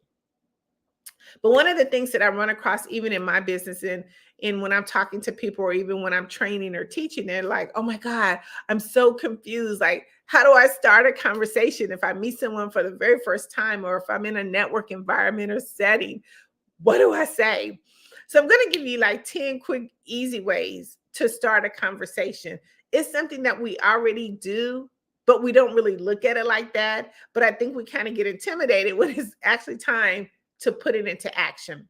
So the first way I want to talk about starting a conversation is just plainly just introduce yourself.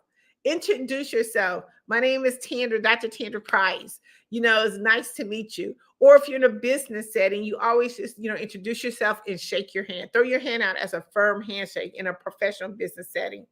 But that is really the easiest way. A lot of times we just walk up to people and we can just say, hello, my name is Dr. Tandra Price. It's really easy. The second way is asking a question. A lot of times, if you're wanting to really start a conversation and engage, ask the question. It's going to prompt immediate response when you ask the question. Thirdly, we always want to seek advice or be helpful to someone. So always ask advice or someone's opinion. They love to give that. It's kind of their way of wanting to be able to help or share their expertise with you. People like to be helpful. So asking for their advice or opinion in specific matters really is a way to start a conversation or engage in that conversation. My favorite, which is the fourth one, is a compliment. You can never go wrong with giving someone a compliment and starting a conversation. I love to buy shoes. As a matter of fact, I was just buying some shoes the other day. I tried them on and I was like, oh my God, these look really cute. But unfortunately, the lady next to me was like, those look really nice on your feet. Those would be really cute with a black outfit. So that was just a way of how she started that conversation with me. And we started engaging, and that conversation took on a whole nother spin. And I was able to set up another one-on-one appointment with her. But it's just that easy. Just giving a compliment to someone. Fifth, making observations. Let's just pay attention to our observation, our environment around us. It is so easy to start a conversation. Being at, say, for example, at the gas pump and it's raining, you can talk to the next person that's across from you, like, oh my God, this rain is just driving them crazy. I mean, like, it's a way to start talking about just the weather because that's something that's around you. But making observations about your surrounding, it helps you, again, to generate that conversation, to ask questions, to get people talking. And then it leads to the next thing. They'll say, hey, by the way, what do you do? We could do that easily in a 15, 20-second conversation. The sixth way is using humor. Always is a cool way to break the ice. Is if you know of a joke, break the ice. Humor is the best way. It's like telling a joke. It's like, you're making yourself open to be more a way of a person to talk with. A lot of times when you go into different environments or you meet somebody for the first time, everybody kind of looks all stiff and kind of like this away. But if you can find a way to break humor with it, it makes everybody relax, calm. It makes the conversation flow so much better. 7 is storytelling. People love to tell their stories. They love to tell their stories. But here's the cool thing about when someone tells their story. You're now, by doing the listening factor, you can pick up so much about that person and you can tell whether that person can be your potential client or not. Telling stories is the best way because you're going to find out so much more about how you can service them. And if you can't service them, a referral is the best way. A referral is the best way. 8, show genuine interest. One thing when it comes to conversation and people are talking, and I know that we all have hidden agendas when it's time to start a conversation or we're trying to get that sale or we want to be able to do our pitch. If you show genuine interest to someone else who is talking, you are going to end up with a potential client. A person hates when you are trying to talk with them and you don't show interest or you don't care. That is only your agenda. So make sure that we're listening. Make sure that we're following up with them. When they're talking like, nod our head. We all do that. Yep, nod our head, say, yeah, I totally understand. Something of that nature to let them know that you're paying attention. 9, share your experience. Share things about what you've done, what you're doing, how that's affecting or what even give a testimonial is another way to start a conversation. And our 10th one is just make sure that you're staying up on current topics. It's nothing more than not having a conversation about something that you're not really up on and what's happening in your community or in the world. A lot of times, that plays such a big part in what we're doing when we're actually prospecting, because again, it goes back to, asking a person's opinion or asking someone's advice, what they think or what they do. But we have to know, just even in our industry, what is trending, what is new, what is the latest thing that's going on, so you could be able to be that one-stop shop when it comes to your prospect. I always get asked this question: when's the best time to network? Right now.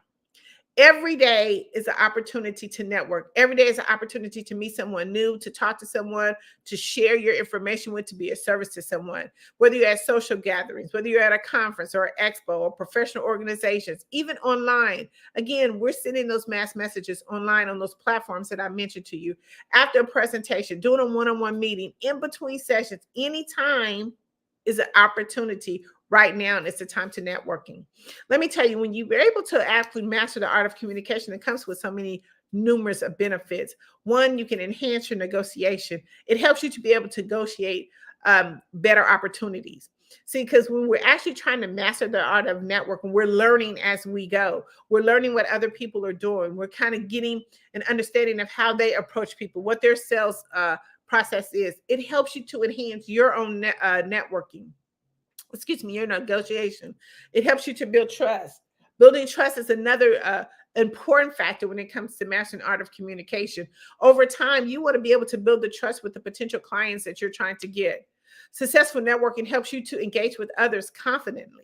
So a lot of times when we're doing networking, and sometimes of those who don't like to network or those who don't even like talking to people, but as you're actually mastering these techniques, it helps you to build that confidence to where you can be able to go and talk to someone without the scarcity mentality or thinking. You'll be able to just flow with your conversation.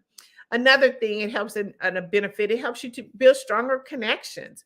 When you're actually out there and you're mastering art of communication and they really understand clearly and effectively what you do, it helps you to start building those long-term relationships.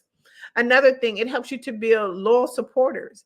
When you're actually mastering the art, it helps you to build the supporters that you're building around you. Remember, we all have what I call our walking billboards. And those are our locals, our loyal supporters who believe and understand what we're doing, because what we've done or what we've been doing in our business has actually helped and affect and change their lives. So it's really important that when you're mastering these art of communication, that it's a way to help build some loyalty with your clients. But building long-term relationships is a process.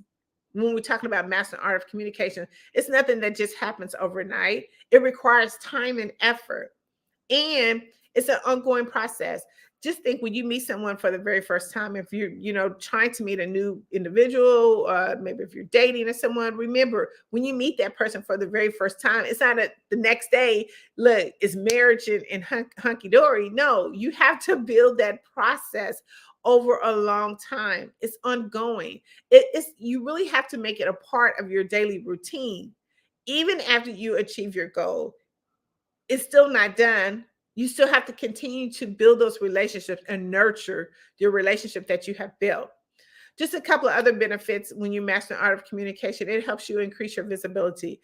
It helps you to be more recognizable. It increases your chance of being considered for different opportunities. I always say, a lot of times, even in my business, in Tapped In Magazine, I'm being talked about and I'm not even in the room, because I went through the process of making sure that I effectively and clearly my prospects or my target audience know exactly what it is that I do and how I can help them. Collaboration is another way. It leads you to different partnerships and joint ventures. It helps you to expand new avenues that, again, like I said, I'm talked about, Tapped In Magazine has talked about, and I'm not even in the room. You want your business to be talked about, and when you're not even in the room. It gives you access to resources. When we are actually mastering the art of communication and we're going and we're effectively putting this into motion, we now start getting access to different resources, things that we didn't know about, training programs, even software, things that we didn't know about that could help our business. It also builds brand awareness. It helps us to be able to promote ourselves and businesses to a broader audience. It gives us access to decision makers. I always say, even with the networking or communication, when you are actually physically in the realm of networking, sometimes it gives you access to decision makers. It gives you access to resources and collaborations, but it also gives you access to trend industries, because things are going on in different industries that we don't really know about. And because we're actually out there networking, communicating with other people, then it gives us a sense of, hey, what's latest? What's the latest news that's going on? How can that be a benefit to my business? How can I help that with my clients? And it helps you with business growth as well. I always say we have to have a plan. GPS, whenever you get in your car, you got to have a plan, right? It takes you to that destination. So even in mastering the art of communication, you have to have a plan. You have to have that GPS that's going to take you to where you want to go to help you achieve your goals. But I like to just kind of focus the plan on, if you're going networking, I get a lot of information about people saying, look, networking doesn't work for me. You know why networking doesn't work for you? Because networking is not about selling. It's about building relationships. So you have to have a plan when you're actually in a networking environment, whether it's virtually or in person. So let's talk about a quick plan. You got to set a goal. What are your objectives when you actually are looking at going to a networking event virtually or in person? Are you seeking new clients, partnerships? You have to have a clear goal, and you have to stay focused on the goal when you're there. When you are looking at going to networking events, do the research. Research. I can't say enough. A lot of times we spend wasted time because we're not doing the research. Gather the information about the speakers. Look at the schedule. Look at the people who are attending. Identify key people that are going to be there and connect with them. It helps us to avoid the wasted time. Because a lot of times when we go to networking events and our ideal client is not even there, we have wasted a complete entire whole day. So let's make sure that we do the research. Prepare your introduction. Instead of focusing on selling, prepare, what you're going to say to make an impression. We always are thinking the first thing is selling. But how do I make an impression? How do I make this prospect remember who I am? And we want to make sure that they understand who we are and what we do and what we can bring to the table. So make sure it's adaptable for different audience. Don't always use the same introduction. Use something different. Remember the audience, remember the group, remember the event that you're going to, whether it's virtual, in person. Remember who the audience is, because you would have done the research. Make sure that you have the essential tools. I have been to networking events where people have asked to use my charger because they actually can't go to the event and do what they need. Look, I get so passionate about this. So listen, I want to say this, and most importantly, go to tappedinmagazine.org for more information on how you can master the art of communication and how we can help you to expand your network and broaden your audience. Well, that was just great, phenomenal information, Dr. Price, and thank you so much for sharing. However, there's some information that you're holding back from the people. I am. Let me tell you real quick. I got the evidence. And Tapped Magazine has the opportunity to go to the Super Bowl, and we are so super excited. The hub, right in the hub of hundreds of news media outlets. Hello, Dr. Tandra Price here. I have a major announcement I'd like to share with you. Tapped In Magazine has just been selected as the official PR agent representing OnStage Plus TV network at the Super Bowl 2024. It's going to be happening in Las Vegas, Nevada on February the 4th through the 11th. This is huge. This is like having network extravaganza. We are going to be right in the huddle of hundreds of news media outlets. We're going to be invited to VIP networking events, galas. We're even going to be doing some interviewing on the red carpet. But wait, here's the kicker. We're not going alone. You're invited too. You might be saying, how can I be a part of the Super Bowl Media Week? Here's the game plan. Tapped In Magazine is putting together an exclusive publication. We're going to have hundreds and hundreds of printed copies on hand for distribution. We're going to be putting your information right in the hands of hundreds of news media outlets. Not to mention that you're going to be seen by thousands and thousands of people because you're going to be on the OnStage Plus TV network. This is your opportunity to expand your audience, your network. It's your chance to get the ultimate experience. This is like having oh no, wait a minute. I think we just made a touchdown. Go to tap10magazine.org right now to secure your spot. We can only feature a limited number of people. This is your chance. 2024, let's score big. It's time to make new connections, elevate your business, expand your horizon with your business. It's time for, you know what, to catch the wave, the Super Bowl wave. You don't want to miss it. Join us at Super Bowl 2024 in Las Vegas, Nevada. We'll see you there.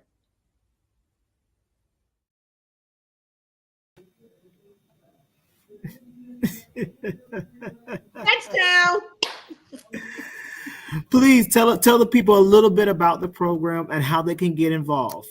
Yes, go to tap10magazine.org right now. We are taking a special edition to the Super Bowl in Las Vegas, where we're going to be actually handing your information directly into the hands of hundreds of news media outlets.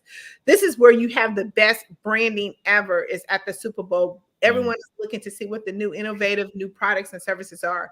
So you want to go to TapIn, that's TAPIN magazine.org right now today to secure your spot. We only have a limited number of spots, and the deadline is Wednesday. I know it's short notice, but it is Wednesday. It's not too late to get in and to be Price here. I'd like to share with you. Tapped In Magazine has just been selected as the official PR agent representing Onstage Plus TV network at the Super Bowl. Wow. Well, Dr. Price, you exemplify why genius is common. And I had to look up the website myself. I'm about to sign up and get on it while I can. So I definitely recommend you all do too. And Dr. Price, please do not forget, genius is common. And I'll see you on the other side. Thank you so much. Have a great day. The Black Business Expo's mission is to raise funds for high school seniors going to college or K-12 entrepreneurs. The Expo is a fundraiser for students. You may go to www.blackbusinessexpousa.com to donate to the scholarship fund, or you can donate at Cash App $BBXUSA. Again, Cash App is $BBXUSA. Our goal is to give laptops and up to $5,000 to 10 students. Students can register online at www.blackbusinessexpousa.com. Every dollar counts, so we want to remind you to donate to the scholarship fund. We want to thank our Black Business Expo USA sponsors of January 2024, NC 100, Moody Capital Partners, Suede Soul, Lotus Ritchie Coaching and Training, Carolina, Virginia Minority Supplier Development Council, Step Management, BHS and Associates, Margie McLean Foundation, Inc., Genius is Common, Earth Essentials, Marlene Shania Global, Executive Women's Success Institute, The Quality Coaching Company, Superwoman Business Services, Creative Force Studios, Lee Entertainment, Artistic App Design, and Black Business Expo USA. And remember, genius is coming, and I'll see you on the other side.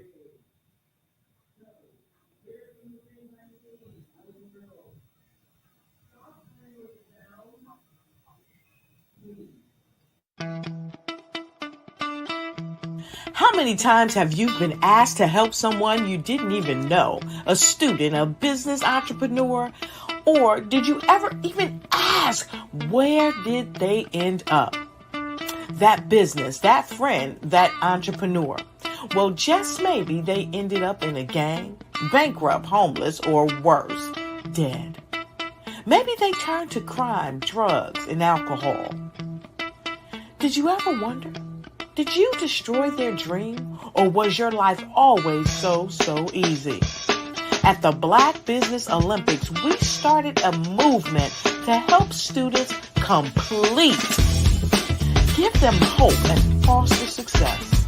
Help them to leave their dreams of providing laptops, computers, and up to $5,000 in scholarship funds. Today, we ask you to help a student, a business owner, or an entrepreneur to realize their dream by sponsoring them, supporting them, and buying from them. Consider this. With $1.6 trillion in our Black community, we only ask for a small donation for our students, our businesses, and our entrepreneurs. And you can change a life today. So I ask you, what are you going to do? Sit on the sideline and watch our students in high school be leaving, miss out on their dream from lack of resources? Or are you going to donate to the movement and change their future and yours as well? Give us a call today at 919-308-9090. Change their life by investing with action to the Black Business Olympic Fund. The Black Business Olympics, one of the largest business showcases of Black business in the history of the world.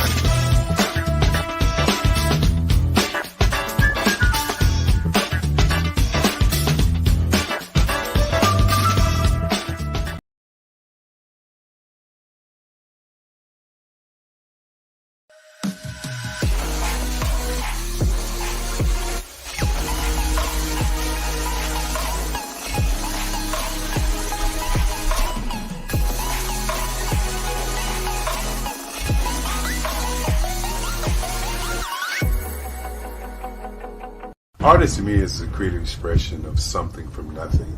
You know, it explodes onto the canvas, or it explodes on in my work. One of the things that I try to do more than anything is I try to just give the lines and the movements and emotions and expressions into what I do. Art really means to me a chance to express how I feel deep down inside. Most of my art begins as a thought that I might have, you know, whether it's sports, whether it's history, whether it's a woman or a man. It pretty much starts as an idea of thought before I get into the actual image of what I'm going to draw. I do a lot of historical pieces. I was a history minor in college, and I love to do history pieces. And a lot of times I'm thinking about history, and then I try to make that history impact you as you look at it. That's one of the reasons I do pictures so large. You know, people ask me, why do I do pictures so big?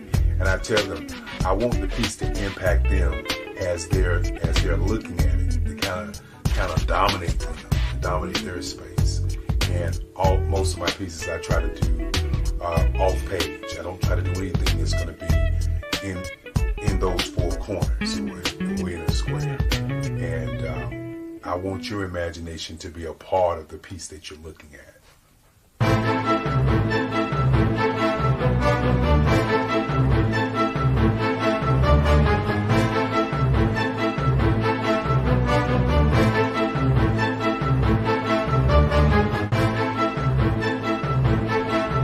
The way I feel when I'm drawing, when I'm creating something, is I feel free.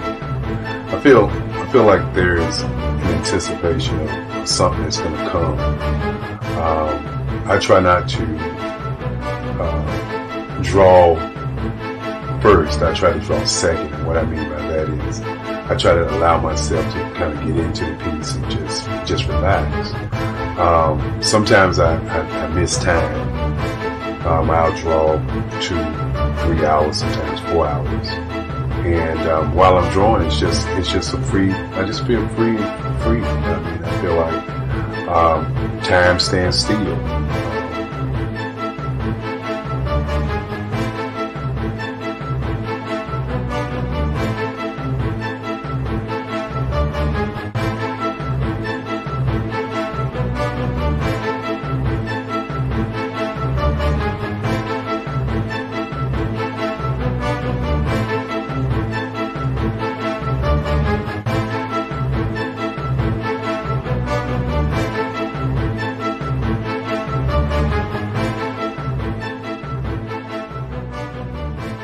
That's what it's all about in terms of the lines and the colors in my work, is to get an expression, to go deeper and past just what you see on the surface, but to go in and try to find an expression that everybody gets a different taste of what that expression is, whether it's anger or whether it's being happy or whether it's being, kind of calm or nonchalant. That expression that people take away from the piece is the most important part of what I do as an artist. Bold is the size of my pieces, where I try to do the piece larger than life, to kind of push forward toward you. That's what the boldness is all about. It's not so much about the lines, it's about the size.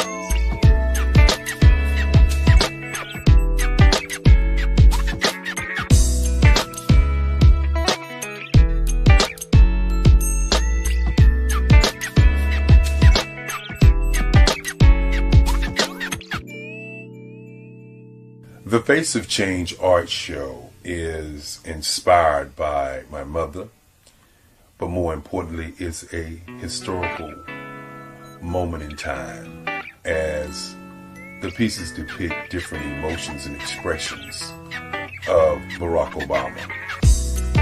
The 44th president is indicative of the 44 pieces of art that I have done in this particular collection. When you begin to think about expressions and portraits, this is a portrait gallery of expressions of what transpired as Barack Obama ran for office. Some of the pictures are abstract and some are expressionistic. And I combined both of those forms of art to create this collection of art pieces.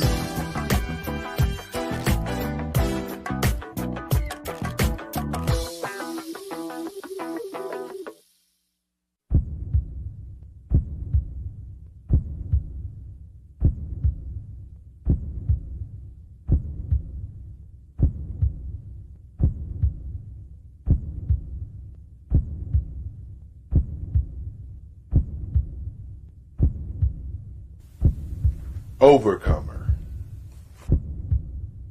brilliant, ambitious, motivated, awesome. Obama.